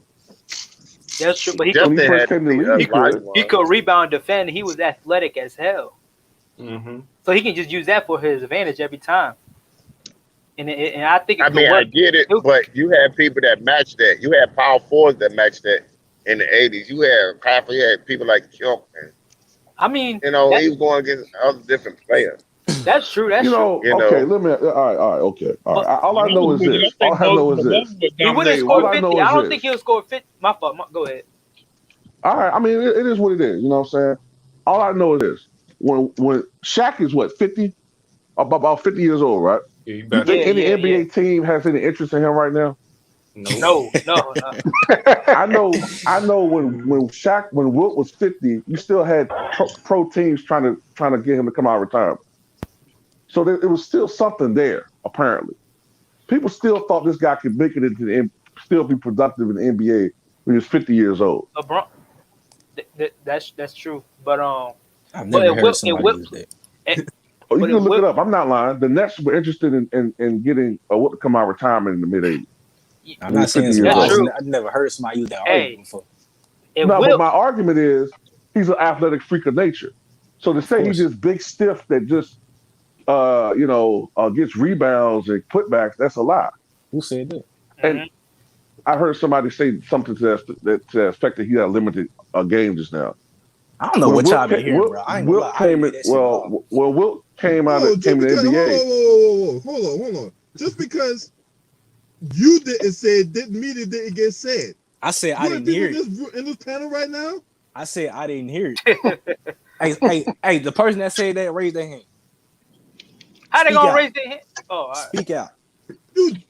Okay then. Nobody speaking anyway, out. Nobody said that shit. Hold on. All right. So this is the other person I wanted to get in. Nola Boy Sports and News. because there was the other feature that was the Mr. other feature James that was supposed Hayes. to come in. So You heard shout out to me? my boy, Nola Sports and News, aka James Hayes and shit. Is Go he in here? subscribe to this channel if you have not, right? Brother So James. James, the topic. What's up? James, we talking about the the benchmark for a great player in the NBA. Now, so we talk about this a lot, right? This probably gonna be a never-ending topic. So, in your eyes, what is your criteria for a benchmark of a great player?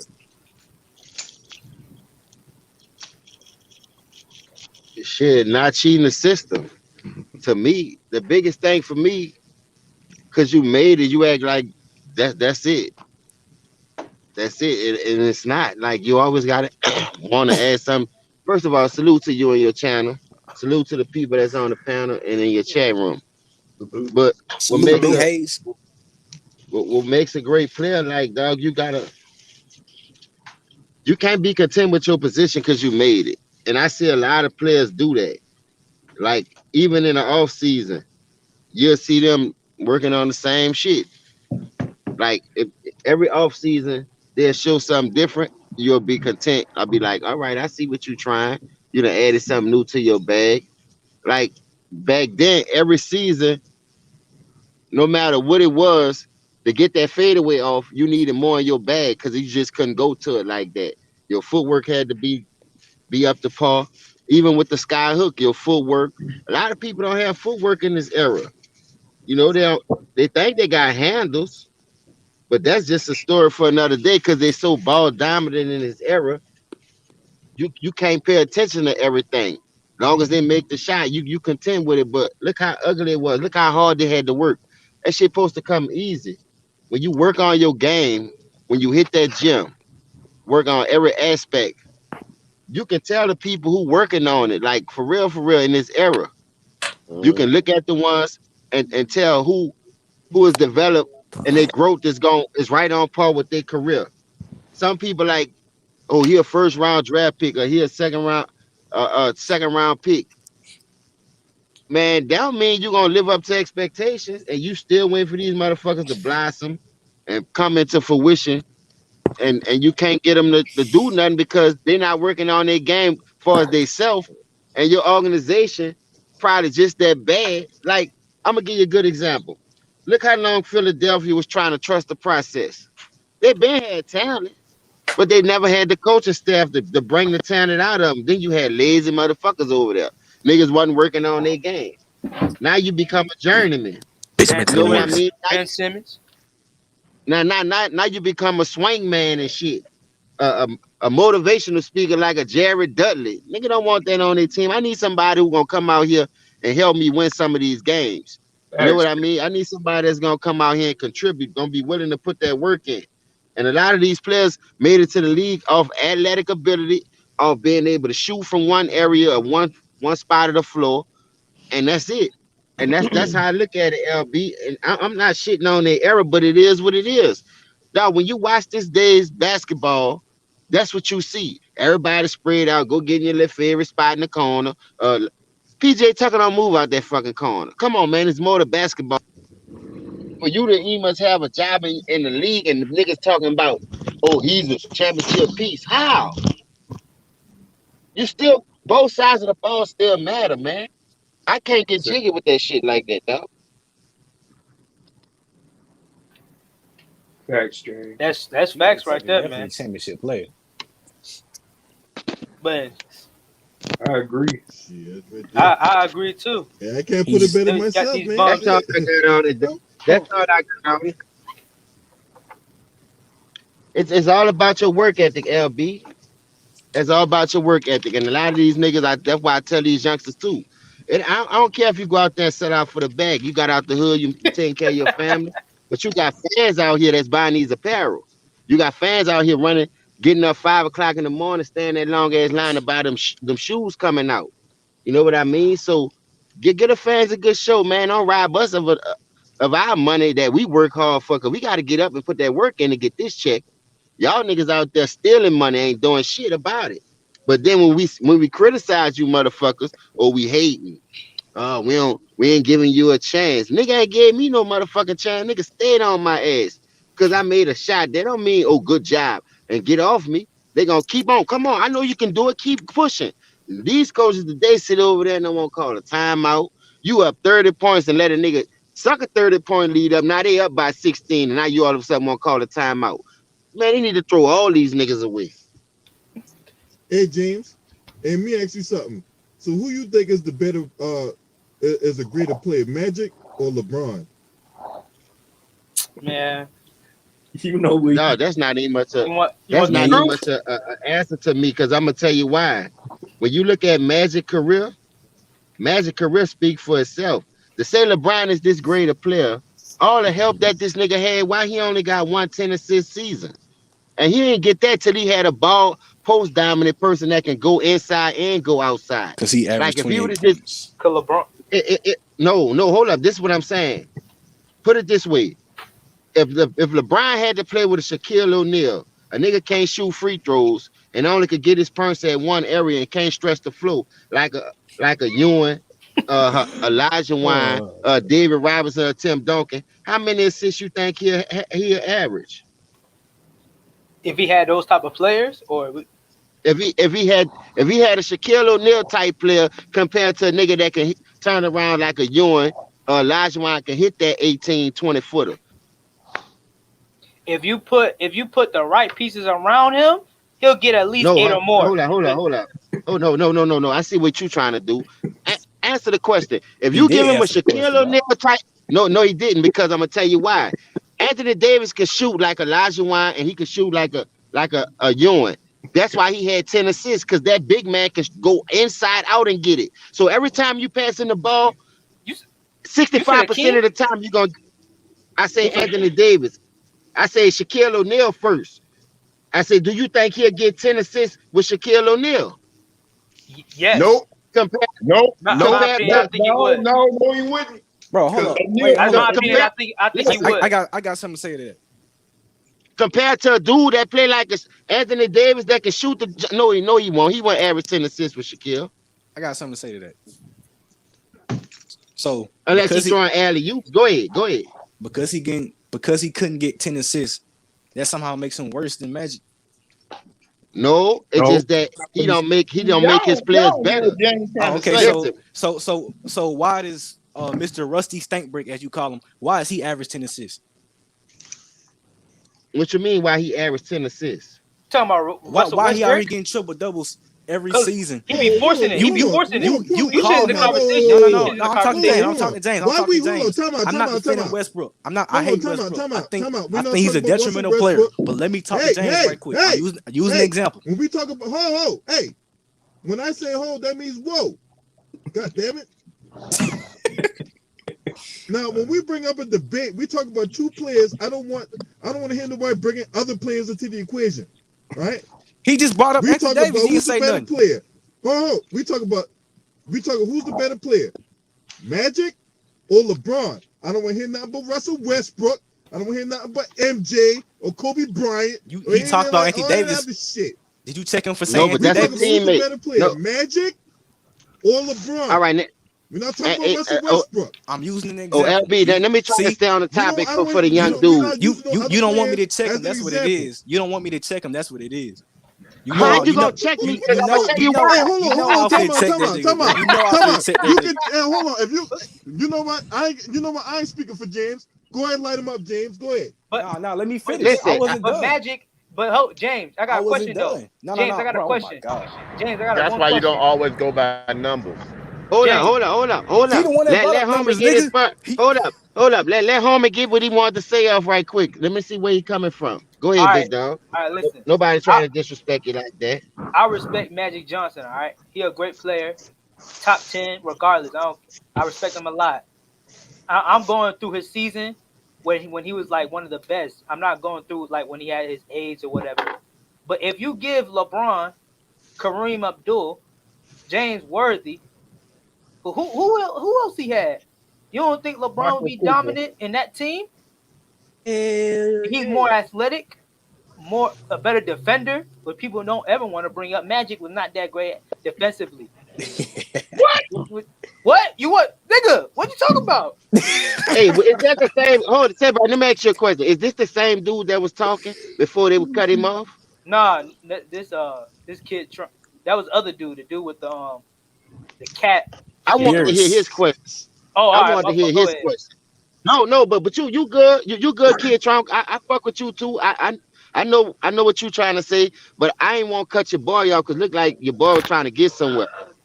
And I'm gonna bring him there. I'm gonna bring his ass in there. Go ahead. Say what you got to say. What you mean my question? I ain't have a question. You did. You was trying to ask me about LeBron James before LB cut you off. Oh, okay, yeah. Situation. Okay, look. So check this out. Your first argument, one of your first points was assist totals or assist averages, whatever. Okay, so since we looking at that and we using that to booster up Magic, why are you showing a player like Russell Westbrook when his assist numbers are at the level of a Magic over the last couple years? Because I'm gonna tell you why. I'm about to tell you why. Because you use context, right? So why don't you use it? No, no. This is simple. IQ, playing smart.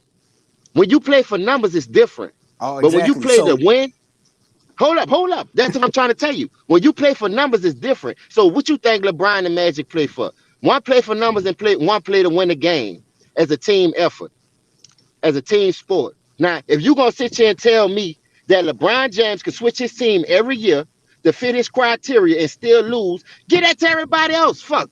And see what they do. Okay, Magic went to 9 finals.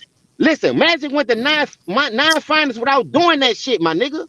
And still got a winning record with the same team. LeBron switched every fucking team. Every fucking way he went, he switched. I'm not even gonna get there. Look, this is the point. You brought it there. So don't try to brag about that water now. You brought it there. Oh my God, bro. You brought it there. Don't brag about that water now. Let's keep the same energy. Now I'm in the same water.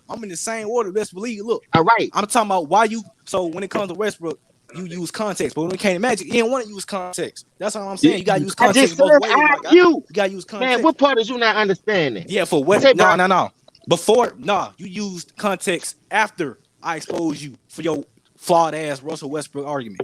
That's why. Hold up. How you expose me? Before you didn't want to expose me. You asked one question and I can't right back for the answer. Before you didn't want to use context. Before you didn't want to use context. I made you use context. You need to use fucking role player and no stand pattern, my nigga. That's common sense. You getting niggas better get off my fucking role. Now he's a role player. Man, nigga, been a role player. What does record say? How many Hall of Famers he played with? How many Hall of Famers he played with? How is a role player averaging 280 points for his career? How many Hall of Famers he played with, my nigga? How does a role player have 4 MVPs? How many Hall of Famers he got on this team? Come on, my God. Come on. How many Hall of Famers he got on this team? And he always better than all of them. How is he a role player? Man, get the fuck out of here. Exactly. If he better than all of them, listen.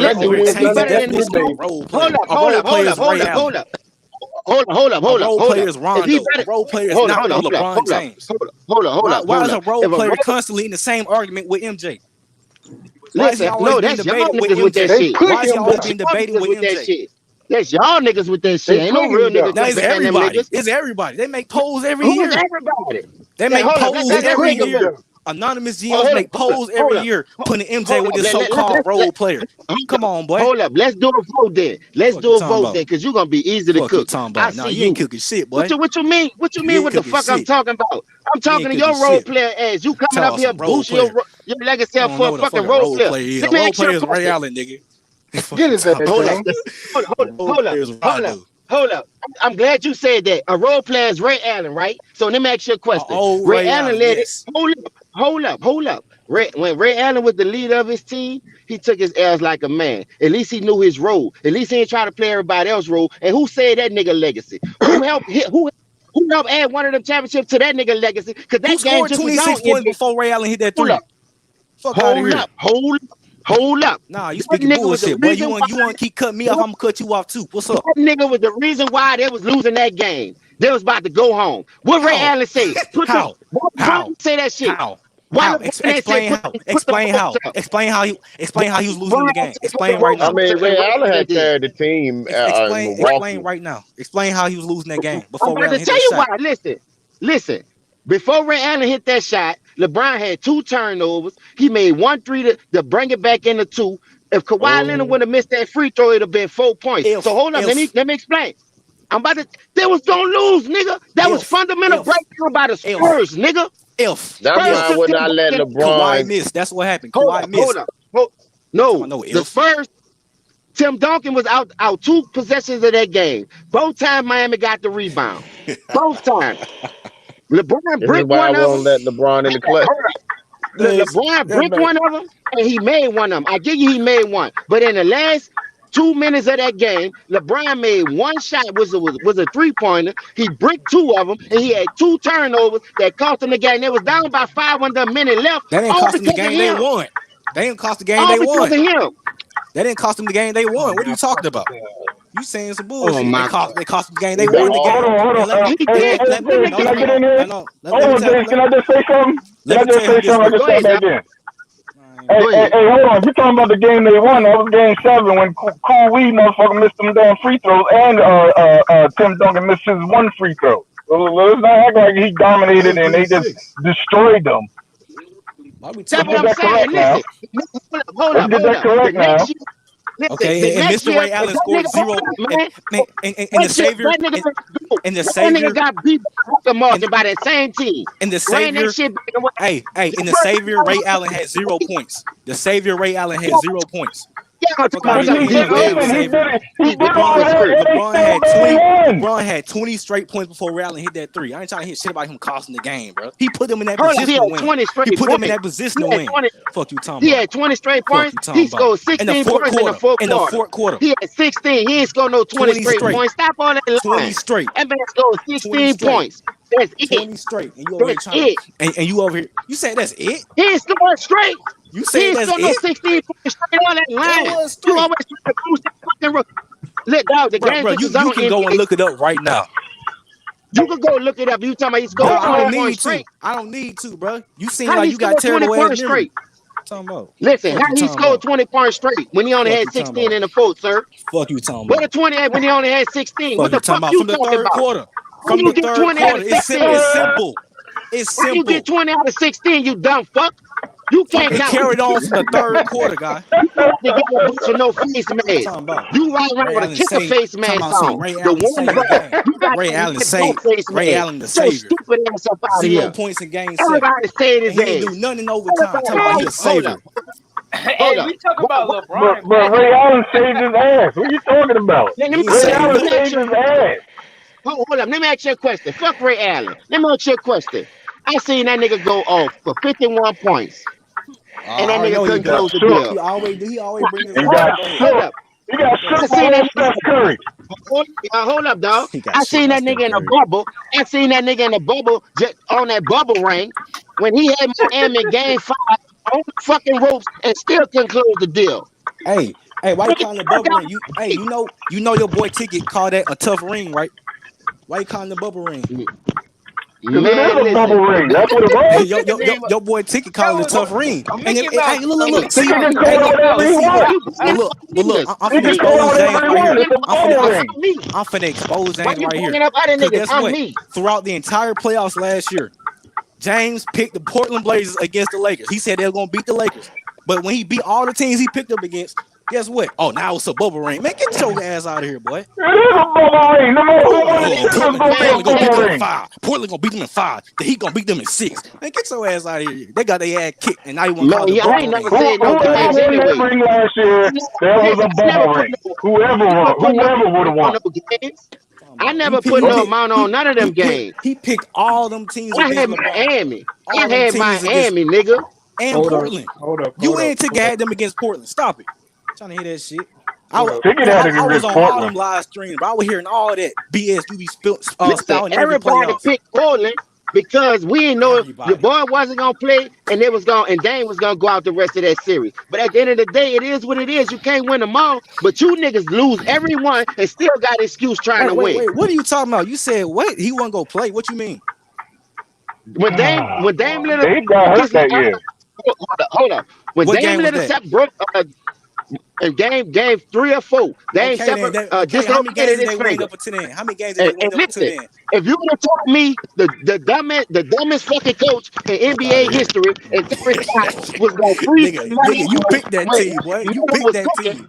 I don't care. You picked them, Camelo didn't it? was cooking. Who fault it was? You It wasn't picked my them, fault right? that nigga You froze picked them, Camelo out. right? You picked them, right? And Man, you I probably could have coached picked that team to I beat. don't care about none of them flaws. and You you picked picked them. LeBron in 2014 when they lost to the Spurs. What are you saying? What are you Hold talking about? up. I never said anything about who I picked. I'm talking about what Hold James up. Did picked, it? and he was wrong. But you was wrong also when LeBron played Boy, the you Spurs didn't in even know 2014. you didn't even know me in 2014. What you talking about? But you a LeBron Nigga, fan. we already know who You you a pick. LeBron We already know fan. who you Y'all pick. some You a clowns, LeBron man. fan. I quite Y'all sure you was rooting for the We man. already know Y'all who you some pick. clowns, bro. We I'm a already know Kawhi who you fan. I pick. was picking them against LeBron. I'm a Kawhi fan, nigga. Talking about. Yeah, okay. Yeah, stop Now assuming you're shit. a Oh, cool yeah. we That's what you fan. get for assuming shit. I bet you think I got LeBron as GOAT too, don't you? No, I Now, hope you don't. you I young know. you I niggas know got don't. you the do. pride that's the goat. I I, hope you All don't. you young I niggas bet you got think that I nigga do. up there. Oh, you're talking about I I was don't picking listen. LeBron in 2014. Let me I ask was you a against him question. in 2014. Let me ask You you a picked him in question. Why is we 2018. having I You this was picked him debate against him. every I here? year was he against lost. him. I was against him Hey, last hey, year. I was with Why the is Clippers we having last this year. What you debate? bruh. talking about? Why Talking is we about. having this debate then if you're a Kawhi fan? Why Cause you want to y'all, be a Exactly. dick y'all, ride for a we nigga we with a talking about losing we talking record? about cause we were talking about all time greatness, and I had LeBron high in my all time list. Everybody had a problem with that, so I had to Is defend him. this the guy that picked LeBron over Magic? Of Hold on. course. Yeah. Who's everybody? Who's everybody? Who's everybody? But hey, the You hear that shit, LB? Bro, it's You hear that crazy, shit, man. LB? LB, look at your chat room laugh. Look at That your man, chat room laugh. he Look at ain't even all the laughing people you for have real. on your channel. He ain't even laughing for They real. laughing at this dude, bro. This nigga say Nah, he LeBron ain't even over laughing. Magic. Of They but course. You hey, hear mad at that him. if game? you give You Bro, did LB, tell hear me that why. game? Tell me why there is no LeBron versus Magic debate out there right Somebody now. get this nigga, bro. This nigga here Tell me crazy. All why right, there's so LeBron versus MJ hold and on. not I no ain't even get. LeBron versus Magic. Hold on, Why is everybody. there no Hold on, Magic? Because everybody. Why is there no they Magic trying to Hold on, versus build up everybody. LeBron. why They is trying there to no build up. Magic? Listen, Hey, hold on, hey. soldier. They trying to build up LeBron to be as a Michael Jordan. That's Who's why you they? don't Who's hear they? the Who's they? conversation Who's between they? LeBron and Magic. Who's they? Who's they? The Oh my same The people that. media. What do you the mean? media. Oh wait, the media. Jane and Hey, Sharp. hold on. Ain't the media the same people that didn't give LeBron MVP votes last year? They not going for that man, bro. Stop it. All They been defensive they Hold on, been players. got LeBron off was that hold hurt, man. on, sir. They been got everybody. off Hold that on, man. Tom everybody. Baby was hurt, Hold on, sir. He missed everybody. like 27 games, Hold up, sir. hold up. And Hold okay, the up, year hold before up. that, he didn't get Hold on. no You know first what? place I'm gonna kick votes. all y'all LB asses out of trying to here. talk. Hold up, y'all. The year, LB trying to No, talk. I'm Hold up. kicking all your Go ahead, motherfucking asses LB. out of here. I can't even sit on the motherfucking channel. Kicking all y'all asses out of here.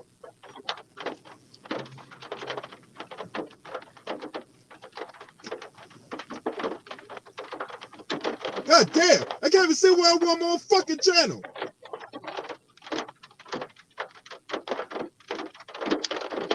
Now,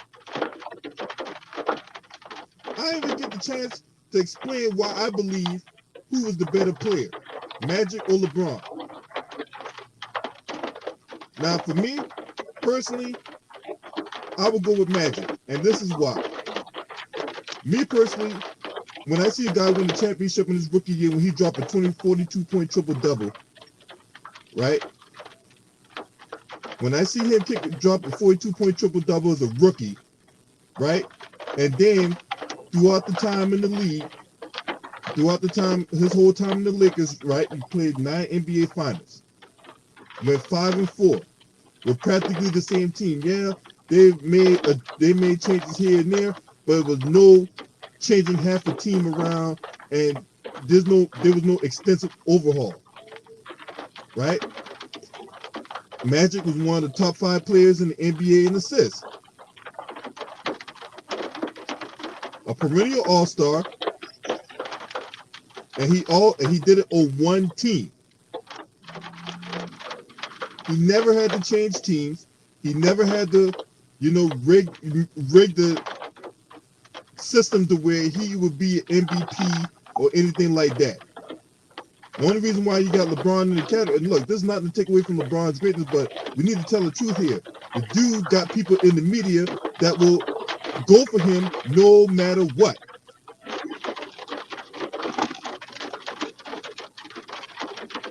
The way they talk about LeBron, right? and I point to a situation where when the MVP discussion was last year, when you had Anthony Davis and LeBron going for MVP. Giannis ultimately won it, but AD led in every statistical category outside of assists, but somehow LeBron was the MVP of the Lakers. Right? I don't understand how that is possible. And then he complained to the media, the same media that he put on, the guys like the Brian Windhorst of the world, the Kendrick Perkins, the Richard Jefferson. The dude was on a Zoom call basically politicking, talking about how ESPN couldn't fire him because he was his friend. But somehow he can continue to stack the deck every year, but yet we're supposed to make him out to be the greatest player of all time. I don't buy that. I don't buy that. Just like James always said, you can't cheat the process. Don't cheat the system. And that's the difference right there. Now I'm going to bring everybody back.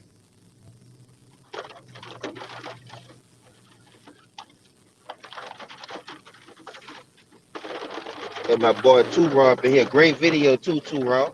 I was in Mississippi with that bad service, but I was still getting them, you know, when I go in town. I've been watching all y'all, man. Good stuff y'all been doing, bro. You know what I mean? I'm about to get back in it. I just been dealing with some family situations right now. But man, you gotta let me rebuttal. Go ahead, dog. Well, you know this is a rebuttal channel. Nah, I'm gonna let you go ahead and finish. You know, that LB said what he had to say. LB, nah, you know, he broke it down. No, I ain't got nothing to say. Me, I shit, bro. You know how I feel about the nigga, so ain't nothing to talk about. So I just wanted to talk about that LeBron 80 shit. He was talking about how 80 was leading in all these categories, right? Well, the thing is, when it came to the finals, all those numbers that y'all talk about 80 led LeBron in, LeBron ended up leading that whole team in those same categories: points, rebounds, assists, whatever metric you want to go by. That's why he won Finals MVP. Y'all act like 80 carried that nigga. He didn't. In the finals, he was the clear cut. Clearly you was not listening to what I was saying. I said nothing about the NBA Finals. I'm talking about in the regular season. Of course you didn't. You don't talk about what really why would you bring that up? I didn't talk about the NBA Finals. If I wanted to talk about the NBA Finals, we would talk about the NBA Finals. Don't bring in shit that I not put out. Of course you're not gonna talk about the NBA Finals. Why you want to talk about the regular season? I did not say anything about the NBA Finals. Of course you didn't. So don't make it out to be able to lie about it. I think you're a LeBron fan. This nigga a LeBron fan. Time out. Don't make me out to be a liar by omission. The regular season did prove that AD was supposed to be MVP candidate and not LeBron. Did LeBron not come out and complain about how he wasn't considered an MVP that year? No, he came out. Not? And don't bring up the NBA Finals because that's not what we're talking about. Let me talk about what he complained about. No. Answer my question. Answer my question. I'm gonna boot your ass out of here. Answer my question. I'm gonna boot your ass out of here. No, LeBron not. Come out. He can play about. You said last year. Or that's what we're talking about. 2020 NBA season, like you put out. Did LeBron not come out complaining about how you not won the MVP last year? Oh, what's he talking about? The bubble season? Oh my! He came out. Man. He can play. He complained about not receiving. Hold on. Are you trying to troll me right now? Bro. Stop. Are you trolling me right now? Stop. Are you trolling me right now? Yeah, cutting me off. I think he a troll, LB. Hold on. Let me tell you. You keep moving the goalpost. I keep trying to answer your question. This my channel. You keep moving the goalpost. Hold on. All right. I'm gonna tell you. Cause y'all keep misconstruing what he said. Hold on. Look, bro. If you talk over me again, your ass out of here. Nah, y'all niggas illiterate, bro. Now I'm gonna ask you. You got me fucked up, bro.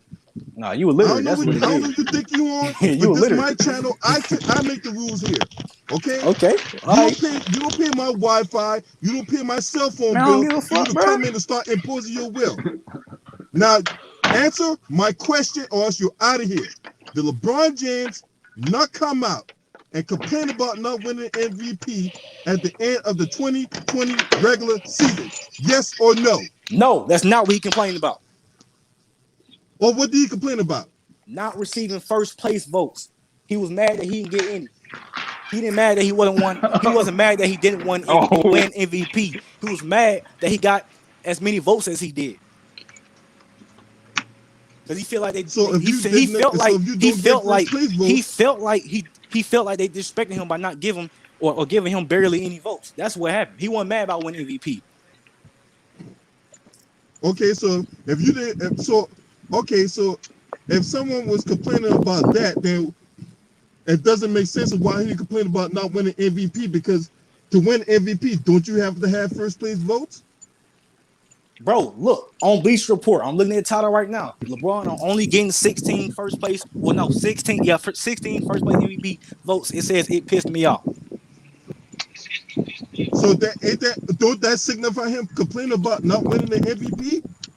No, it signified him. He felt like people were disrespecting his game. He felt like people was taking away from his performances by not giving him 16 MVP votes. He didn't say I'm mad about winning MVP. Go and find a quote where he said that.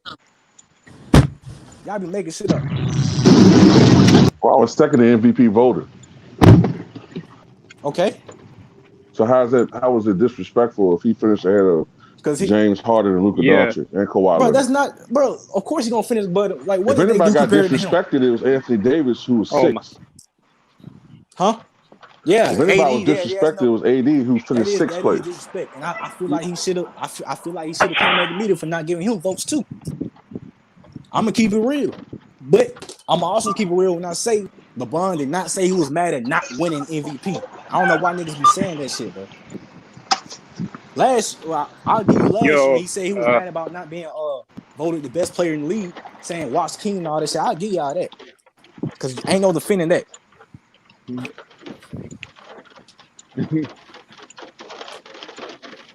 All right. Dash Diggity said I can't hear you. Who that is, Lou? Is LB trying to talk? Oh, I don't know. I think there's someone else. Somebody in chat room said they can't hear you. LB trying to talk. I can't hear him talk either. Is he trying to talk? I can't hear LB either. I just hear a lot of background noise. Yeah, I think he's trying to talk, but can't nobody hear him. Because I wasn't saying anything. Oh, okay. All right, we'll go. Whoever's trying to go. I guess I could go. Man, I forgot what I was about to say. That's my fault, cause I kept talking.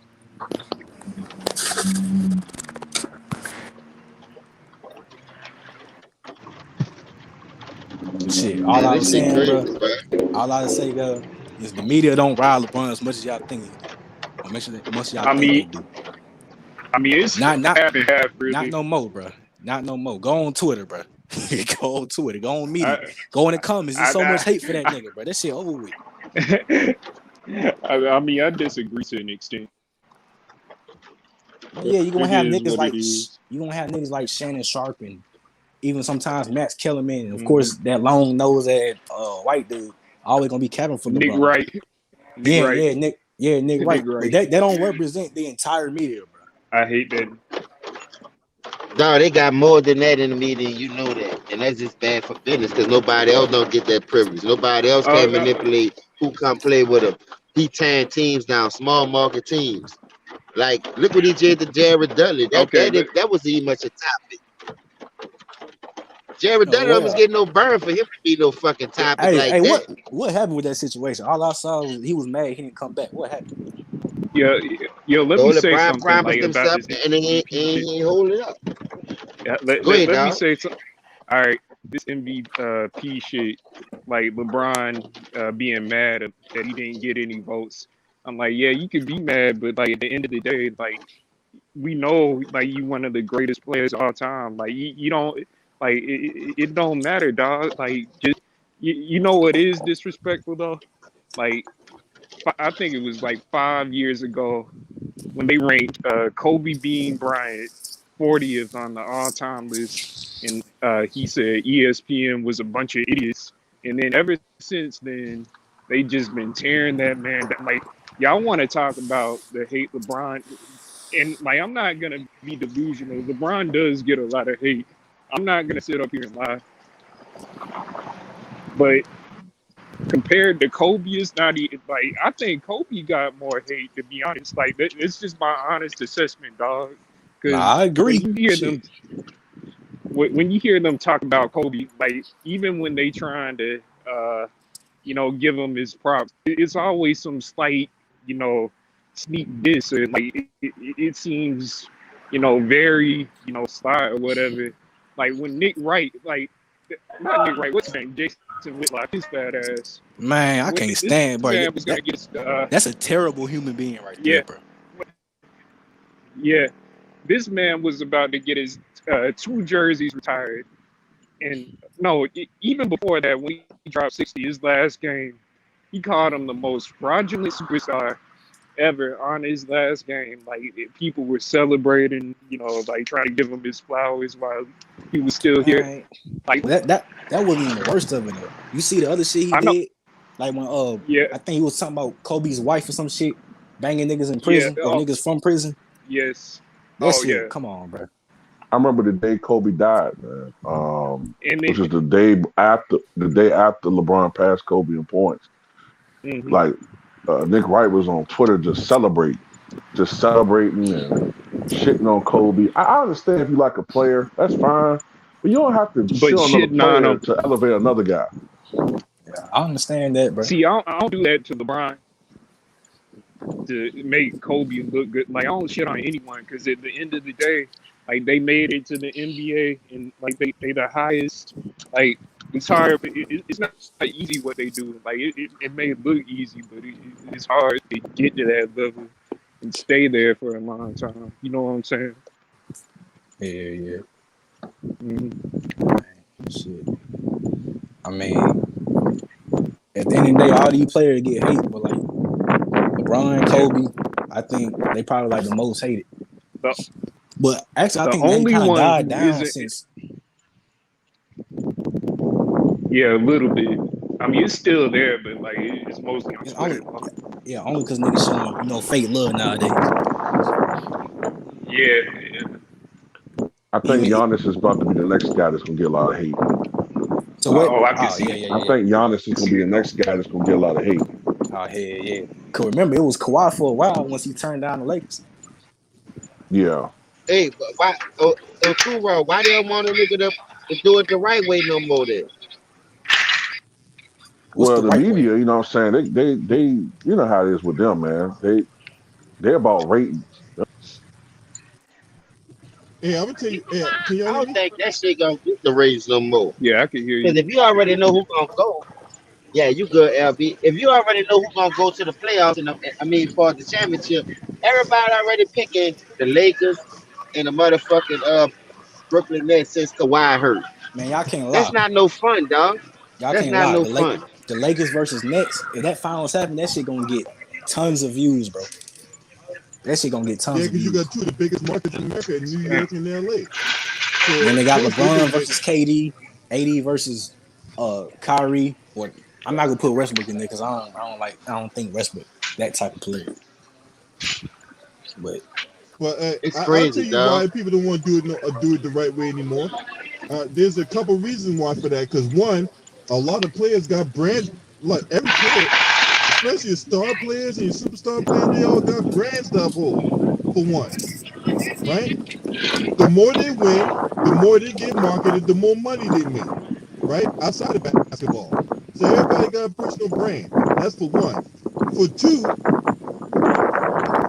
and just as important, you got the media every day writing narratives about great players and all that. In the case of LeBron, before he won his first championship, right? There was question: is this guy the king? Is this guy as great as we think he is? All this stuff, right? Now they don't ask these questions anymore, and the more championships he won. Now I'm not talking about how he did it. That's not the point here. The point was, as soon as you start winning championships and all those questions about how great is he really, all that gets put to bed. So you got media pressure, you got personal branding, And then, to me, those are the two biggest reasons why, the process has been diluted a little bit.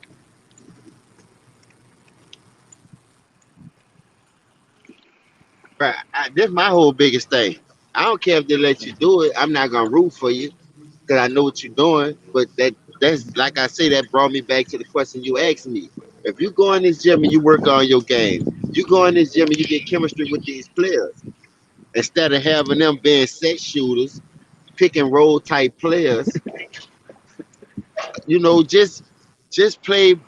I love when the Spurs ran that shit back, dog. After I watched that series today, I swear to God, I watched how hard it was for Miami to beat the Spurs that year. They was down 3-2 for a reason. They was about to lose that shit. Two bad calls. Popovich not putting Tim Duncan in those two possessions when they got both of those rebounds, and both of them came off threes. One from LeBron and one from Ray Allen, and that blowed it. Then you got to think about they missed three to four free throws down the stretch of that game, crucial. Where that 3-pointer when he must matter. For Pop to be that type of coach, bro, you're supposed to know this fundamental sports. This when I need to be at my best coaching. I can't be out here fucking up, tossing the game. When I seen Ray Allen like, man, put that shit back, and they went into overtime, I said it's over with. You can't give games up like that, man. That type of loss destroyed your whole team. So for what I'm saying is, game 6, game 7 was gone already, just from one game. So now you thinking about, hey, I'm about to tell you this. We're gonna come back next year and we're gonna do what we were supposed to do from jump. They can't keep up with the ball. They top heavy. Their bench can't play with ours. So let's just move the ball and beat these bitches by a record margin. And that wasn't no coincidence, man. That's why they was down 3-2 the year before that. Them people, dog, when they built that team, I saw them niggas winning 4 because of the way they was building the team. But that goes to show you still gotta play. Some teams don't like when you do that shit. Some teams will be like, oh yeah, you want, boy, Kobe was mouth was forming when he seen Boston do that shit. That's why he wasn't tripping. Because he knew he was gonna get them and win more than they was. And y'all stacked the deck, nigga. I still got 2. When y'all done did it trying to stop me from winning. Or whoever else y'all trying to do. Stop the role player. I still got more than y'all from cheating the system. That shit don't work, dog. So what I'm trying to tell you is, bruh, it come a time, man. When I seen that Spurs team, I was like, man, when I seen them niggas walk off that floor, after the first 2 games, the first game, they say the Heat. That was kind of all right. Then the second game, Miami won. Tied it up. I said, damn, look like Miami about to do something. Well, that third game just 15-17. Them bitches was down by 20 in the first half. I was like, ooh. And they just was moving the ball. It wasn't that spectacular. It was just fundamental, easy. Nigga, you got Boris Diaw getting backdoor open layups like Draymond was in the Golden State system. The shit worked. Team-oriented basketball always outdo a nigga that's trying to cheat the system, bro. And I seen that shit. I was like, God damn, maybe this shit don't work. Boy, you see how many niggas was hyped? Miami 4 in a row. That's why the question always be, put Kobe in that position. Put Kevin Durant. Give Kawhi that same type of shit y'all giving this nigga. How many rings would they really have? We don't know. Shit, I do. Because they winning it without doing that shit. So how many? They winning it without doing that shit. So how many? I bet you, listen, I guarantee you, if you get them niggas the same stretch LeBron had from 2010 to now, you could put any fucking killer right there, dog. They're gonna have a better point. Their record gonna be better than 4 and 6. I guarantee you that. Yeah. No, I was wondering there were so you put basketballs. I hate this dude on the phone. Is he talking to us? I'm saying put any nigga that was a leader of their team. Any nigga that was a leader of their team that got to a championship game and lost.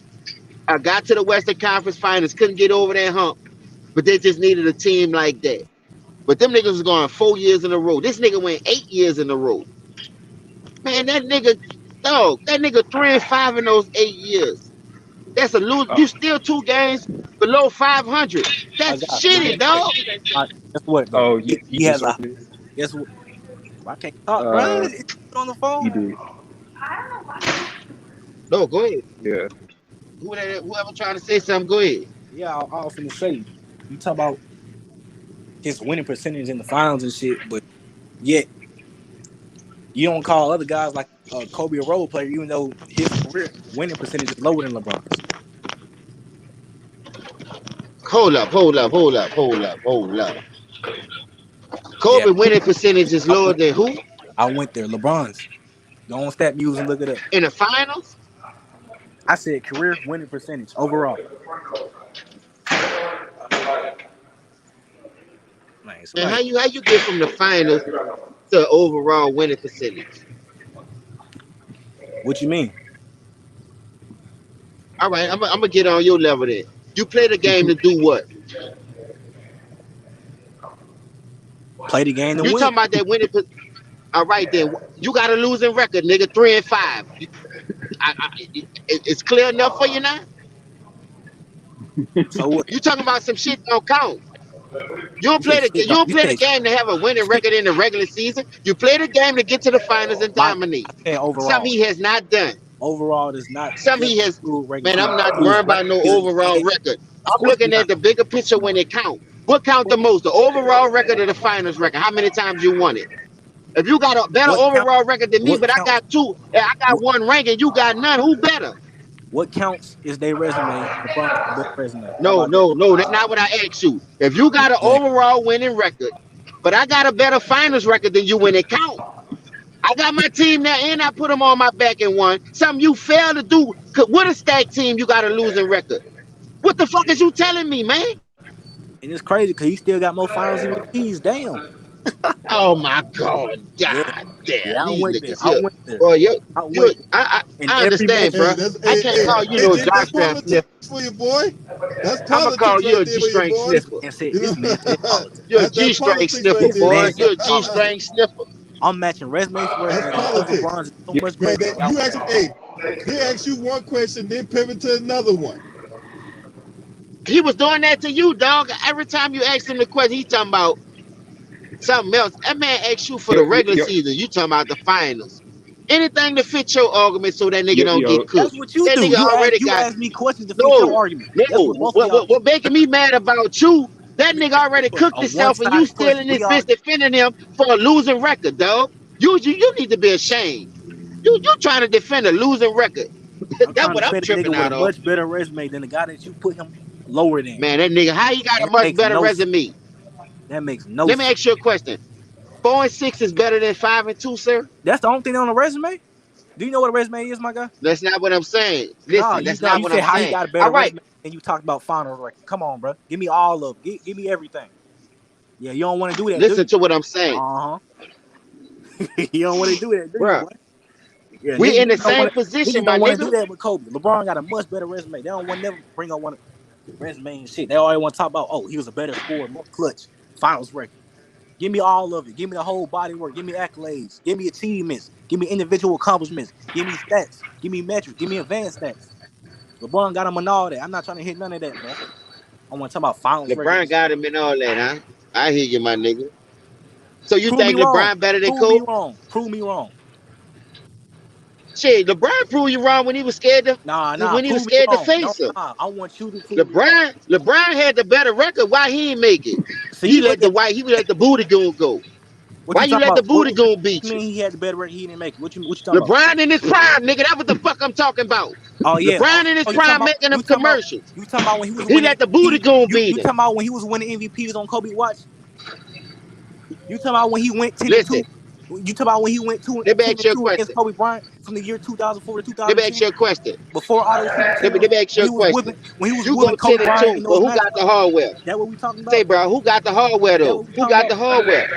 Yeah, that's all Who y'all got got. the That's all y'all hardware? do. Who got the hard way? That's all y'all do. That's the only Because I'm gonna argument tell y'all you got. why. Y'all niggas easy to cook. Nah, Listen. them old I'm head gonna tell you arguments, bro. why. Ain't nobody saying No, that I'm gonna shit. Who tell got you it the why. hard way? You call me Who with got it some. the Oh, hard way? I'm in my prime. That's how I look at it. But listen, let me break it down to you, youngster. Nah, You that's an little old snotty head. nose shitty booty ass nigga. That's an Let me show old you. head Let me argument. show you something. Nobody care who No, did it let me hard. show you something. Show you how it ain't no old head argument. Because the reason that you keep talking about all these accolades that he beating Kobe when it don't count, it's When time it to don't count. count. You losing to the teams he beating. You lost to Boston. He smoked Boston. You lost to Orlando. He smoked Orlando. But he's still waiting for you to get to that And what same happened? Eastern And what Conference happened when they saw he each beat. other? You What happened when they supposed to saw be each there. other? What You happened when they supposed to saw be each there. other? Why you did? What happened when they saw Kobe, each other?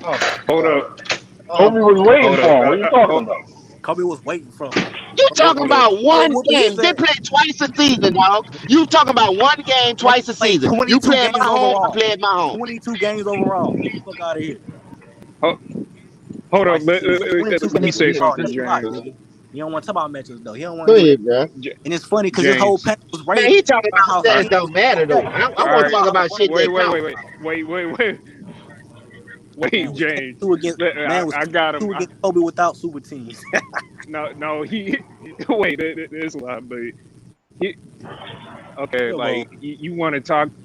You want to talk about like accolades and LeBron having all these stats and everything, and I'm like, yeah, I'll give you that, but you got to put it into context because like you got to remember LeBron when he came into the league, like he got the like it was his own team from the jump, like he got the keys to the kingdom basically.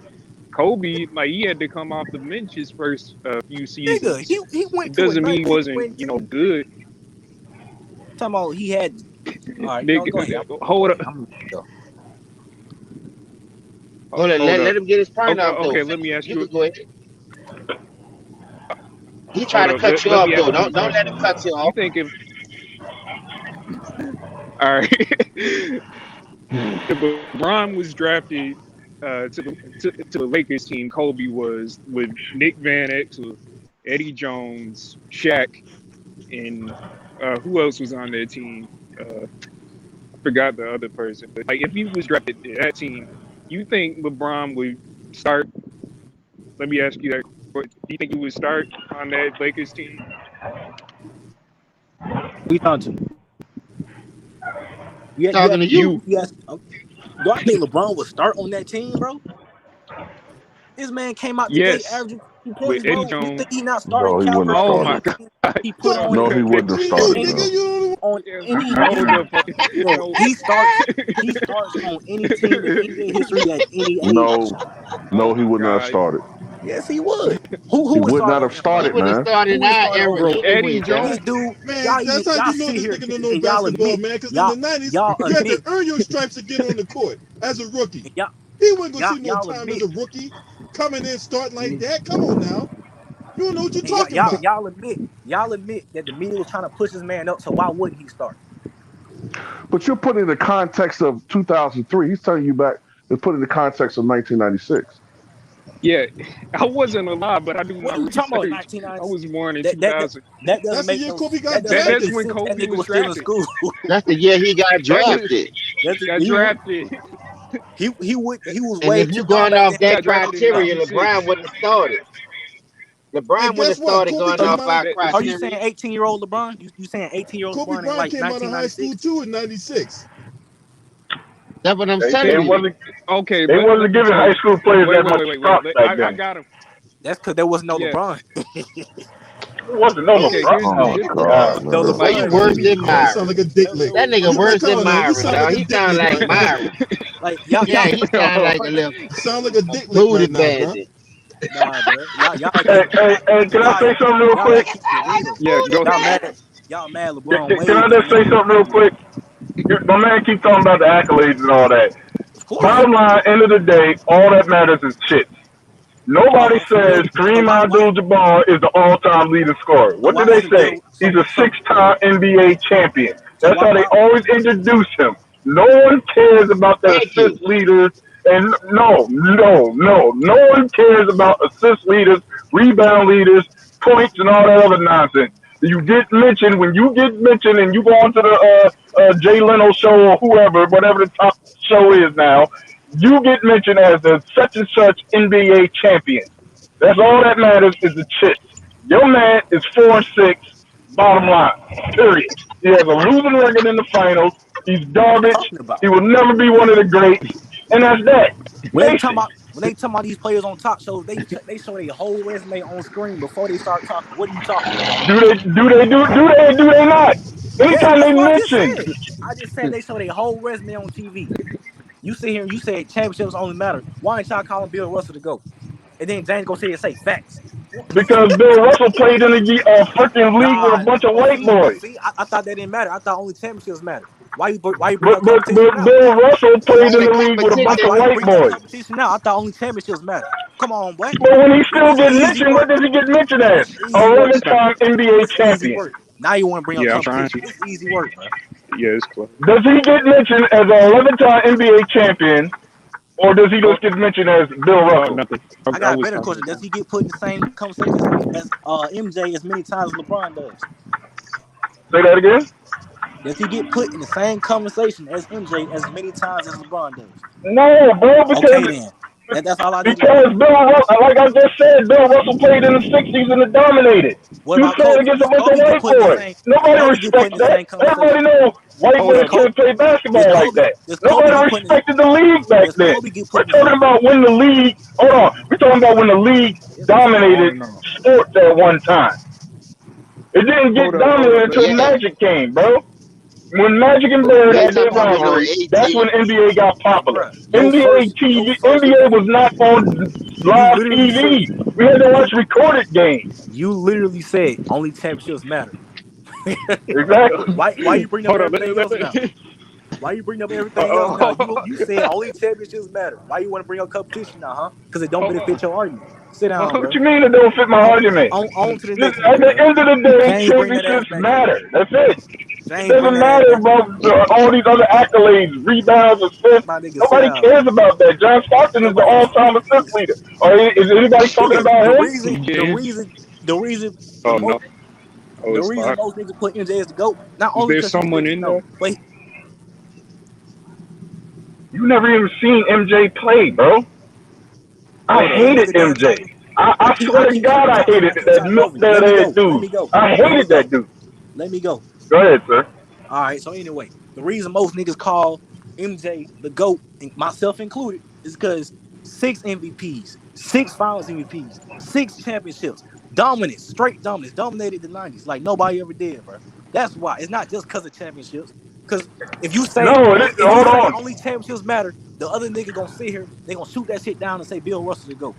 But You can't you can't but you let me can't you just can't use that championship argument and the nigga you know hold better. on. Let me break Stop this it. down to you real quick. Now listen, Jordan got the 6 NBA championships, 6 final MVPs, all that nonsense. But he Nonsense, got it really, in the bro? era when hold on, let me finish. He got it in the era when the NBA was on top. When Bill Russell was winning them chips, NBA was not on top. It wasn't even televised. Nobody cared about the NBA then. You understand the difference there? That's why MJ is competition. labeled Eight as the teams and GOAT. stuff. Bruh, How you many didn't teams bring they you. had back then too? All I'm saying is you didn't bring that shit up earlier. You said only championships matter. So so when you start an Exactly. argument, you need to So make when sure you you include dominate and competition you too. win your Don't wait till the championships last in a minute, my nigga. and Don't when wait the till the league is last as minute big when as you it lose shit. was, You gotta start off. You gotta You start can't off hear me? strong. Start off strong, nigga. Over time about some championships but matter. listen, You gotta include competition too. Don't wait till somebody call you out for you to do it. hold on, sir. I'm just saying, when I the know you just NBA was saying it, at the but you peak just of saying its now because I called you career, out for it. when the NBA was at the top, you gotta understand the NBA was not Yeah, I always like this. understand It the wasn't reason. always on I TV. understand the Okay reason. then. So when a guy dominates the league, okay, in that era when all the stars was coming, when all the stars was black and they was doing their thing, that's when you gotta label him as a GOAT. You don't count Bill Russell. You don't. It was in the Look, '60s. Nobody even look. seen them championships. I'm not saying your reasons wrong. All I'm saying is don't start off your argument just mentioning championships. You gotta say all this shit you said just now. You gotta start off your argument with that shit. Don't wait till I But call you out but for it, that because you're gonna look like a but clown. that's just only Quebec. That's the only Quebec is when I bring up championships with the milk bed. You tell me, oh, but LeBron got more game winners. LeBron got this. LeBron got more assists. LeBron got this. It So counts, that's nigga. your argument. So I'm just trying to defeat your Like, argument bro, right there by look, saying that all how are that we, don't bro? matter. Because Like at the how end of the day, the championships matter. James, would you please explain this to this man over here. Yeah, that's right. Pass the torch, nigga. Run away. You You don't know, want to fuck I with always say nigga. Nigga championship don't want matter shit. what you do in the big stage. I But don't worry about regular season stats like that because regular season stats and stats period are made to be broken. But no one's hard to Back. break. Getting to that finals and breaking those records. And one thing I do notice, him and Jerry West running neck and neck. no, they ain't. Cause first of all, Jerry LeBron Russ got is 1-7. how many Jerry Russ got? One. He All right, was man. 1-7. Ain't no neck I'm, and neck. I'm, LeBron's has I'm talking clearly about won more. L's. Yes, they Fuck you is. talking about? Jerry West Fuck you got talking about? 7, huh? Jerry West got Fuck you 7 talking about? L's. LeBron got 6. And who got And more if Mike you get see championships? 7 this Brooklyn at year. least once or twice, listen. One person If got he way see more Brooklyn success. One person got one of way these more times before he success. exit out, oh, Talking he'll about some have that 7 on there. you was ridiculous, You dog. think that nigga shooting dice? You make You no think that sense. nigga shooting dice? 7-11. You make no sense, bro. 7-11. Backdoor little joke. I'm telling you, that bitch gonna You be on getting that cooked, resume. dog. Cause guess I what? wonder if he get that 7 on there, is he gonna retire then? Cause Cause guess what? You I need think to. he's still trying to catch a ghost. He catching a ghost right now. I don't know who he trying to catch. He, Who y'all think he trying to he, catch? you know he trying to catch the ghost. Because look at him. He want to go do Space Jam. Like, come on, bro. Let that be, bro. Let that be. He's a Hey, can y'all follower. hear me? Cry Baby Jane. Can y'all hear me? Yeah, Yeah, we you hear you. good? I went out for a second. But anyway, like I said, bro, I'm gonna get right back to this LeBron Kobe shit. Cause y'all still ain't gave me a good enough argument yet. Hold up. I'm All about to y'all give you an saying is Good that argument. enough Kobe did it. argument for what? All y'all saying is that Kobe did it the right way. That's not good enough, bro. That's No, not good no, no, enough. no, That All right, is no. so not hold good on, enough. time How's out, that time not out, good time Guess out, enough? what? time out, time No, out, no, no. Look, How's guess that time what? out, not time good out, enough? time Guess out. what? Guess what? Hey, hold up, Guess hold what? up, No, hold no, up, no. hold up, Oh my god. hold up. All right, so I'm gonna ask you this, right? So, do you consider LeBron James an MVP when we have multiple All Stars on the same team at the same time? Did he win? Oh yes, yes. I'm gonna give you a simple answer because you get mad. I'm not going to schematics, Okay, explain why do you think he could be an MVP when you got multiple superstars on the same team at the same time? nigga. Because he more valuable than them. What are you talking about? Hold That up. don't answer the fucking question, bro. About I him just being more valuable when you got multiple players on the same team at the what the same fuck does time, and MVP the only stand thing for, you bro? can come out. Hold up, because I didn't cut you off when you were talking. So you You mean to did tell Hold me up. actually. you can sit up there, and say that LeBron James is more valuable than they are, but okay, so if he's more valuable than they are, then why he need their help? Why he need their help to get Because there? it's a fucking team sport, nigga. Wait. I Okay, got so you you here. got okay, I got. all right, all right. Wait.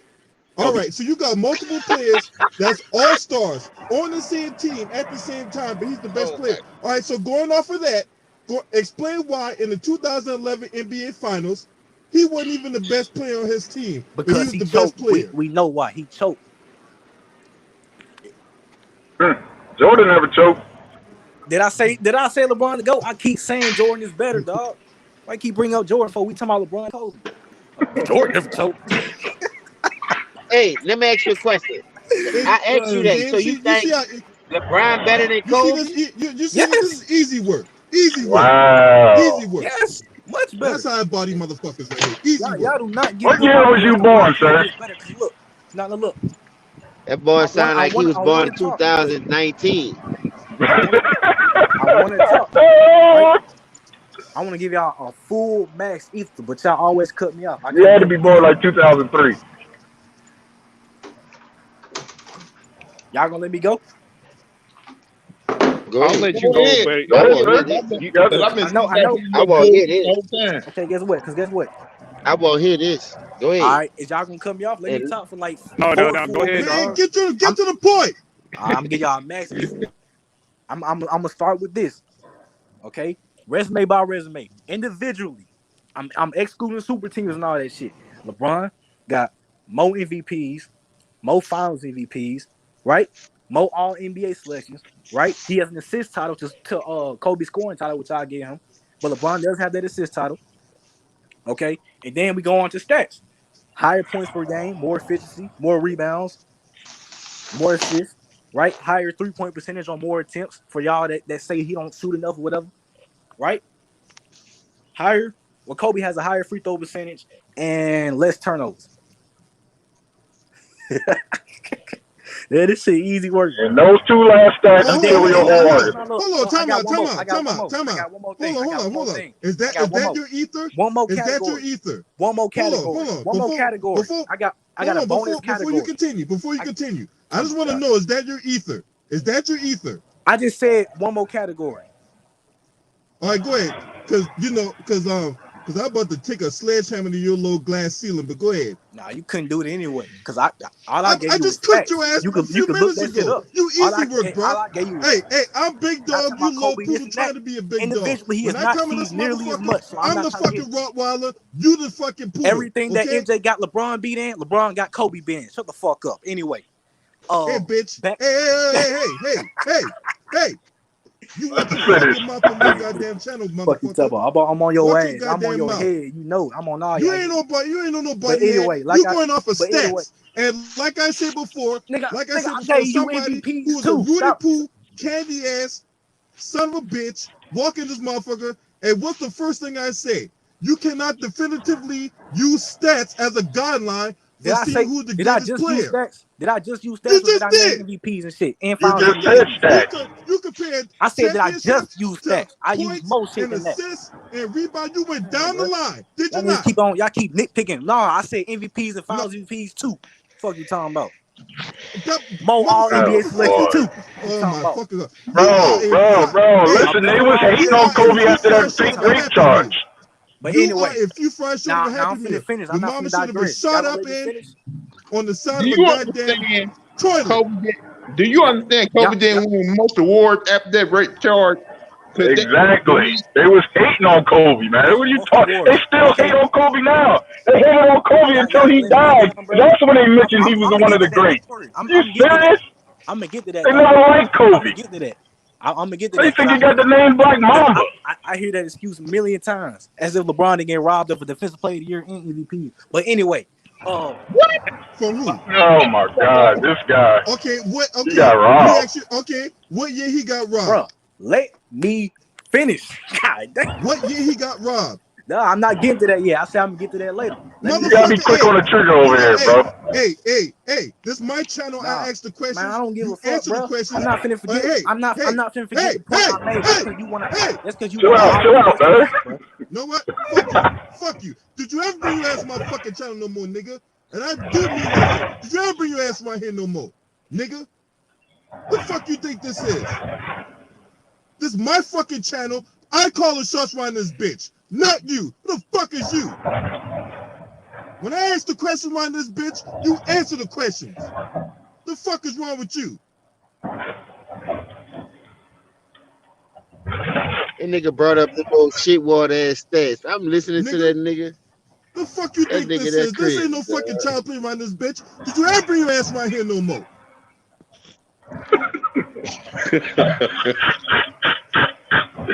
Tell me what you not gonna do on my fucking channel, bitch. You got the right motherfucking one. Now I let you go for as long as you did. You come in my motherfucking channel disrespecting me, fuck you, nigga.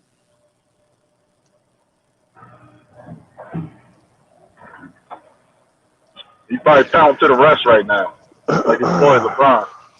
I don't play that shit. I don't open my panel. I don't open my chat line for some Bama to come in and start be on some Bama shit and hit dick licking and lip smacking and purple pill popping.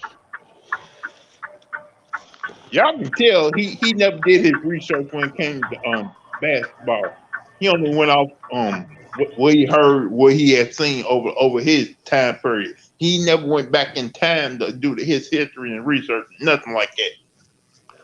What pissed me off about that dude, man, I just stay quiet, man. You know what I'm saying? But what pissed me off is whenever you would make a point that he didn't like, he'd go like, this dude.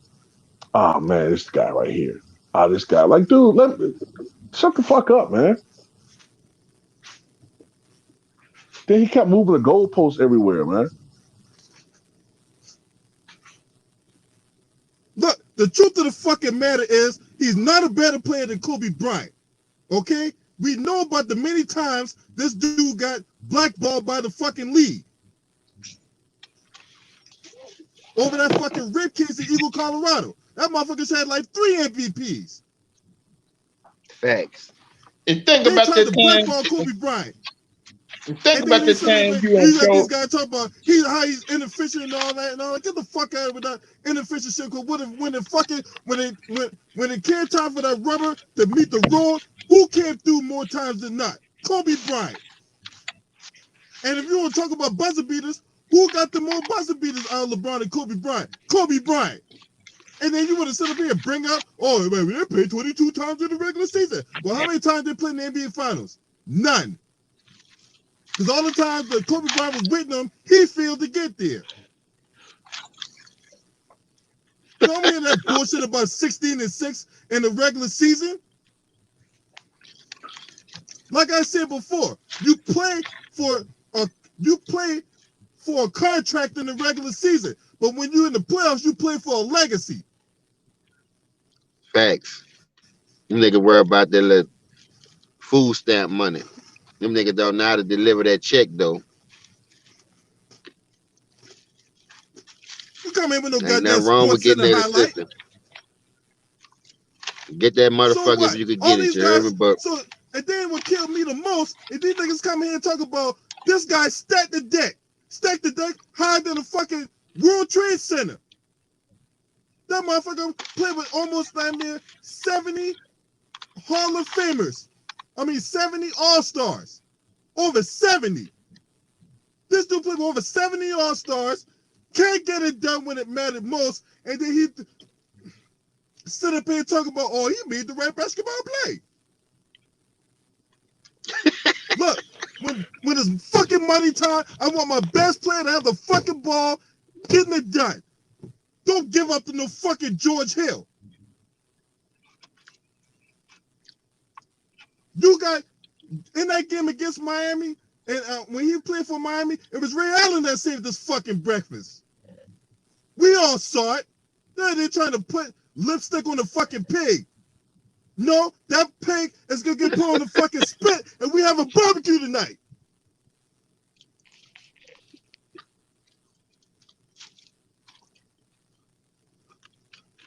you talking about he a Kawhi fan. That nigga ain't no, that nigga a LeBron fan.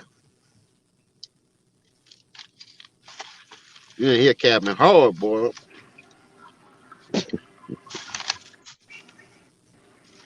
Yeah. Coming this bitch, I asked the question, motherfucker don't want to answer my question and shit like that, trying to run shit. Nigga, you don't run shit around here. I run this motherfucker. Now, you do that shit on your channel. You go on your channel and talk your shit about whoever you want to talk about. Last time I checked, I paid a bill. I the one that had to build this channel from the ground up. 1,100 strong. Thank you to everybody. I run this motherfucker. You don't come to my house, put your feet up on my coffee table, nigga. You got the wrong motherfucking one. Yo, LB. What's up? I'm just sick of the Kobe disrespect. No one's discrediting LeBron. I honestly think Kobe is better than LeBron, but here's my thing with it. Everyone wants to say, oh, you played with Shaq, yeah, the most dominant player in the world. And I'm like, nigga, he didn't ask to play with Shaq. That wasn't his choice. He's like, oh, I just want to stack the deck and, get carried to 3 rings. And I'm like, and plus, I don't get how you carried in some of the series leading to the final. Right. Hell, if we even gonna talk about Kyrie, hey, Kyrie don't hit that shot. Do the Cavaliers win the only NBA championship?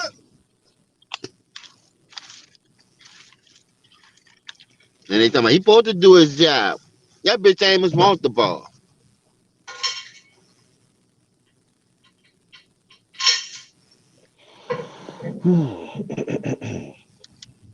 When it's money time, that nigga be a decoy. Better not take that nigga to the gas station. Y'all, telling you, y'all ain't gonna never get no gas. Y'all gonna be waiting on AAA fucking with that nigga.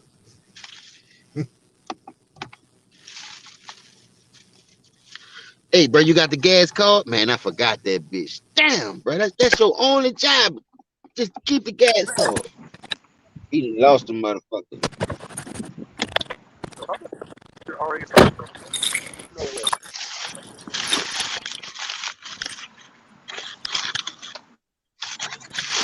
I don't know why they get mad at me though, calling them a fucking role player. You need all the help.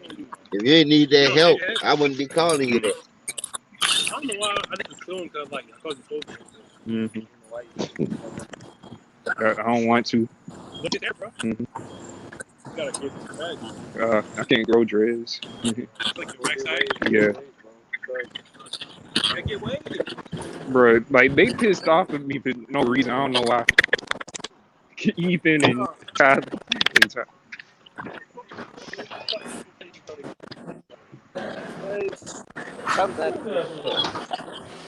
Upstairs. Yeah.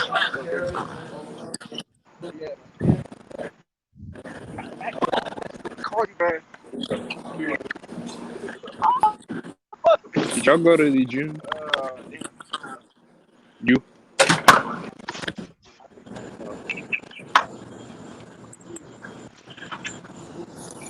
Hold up.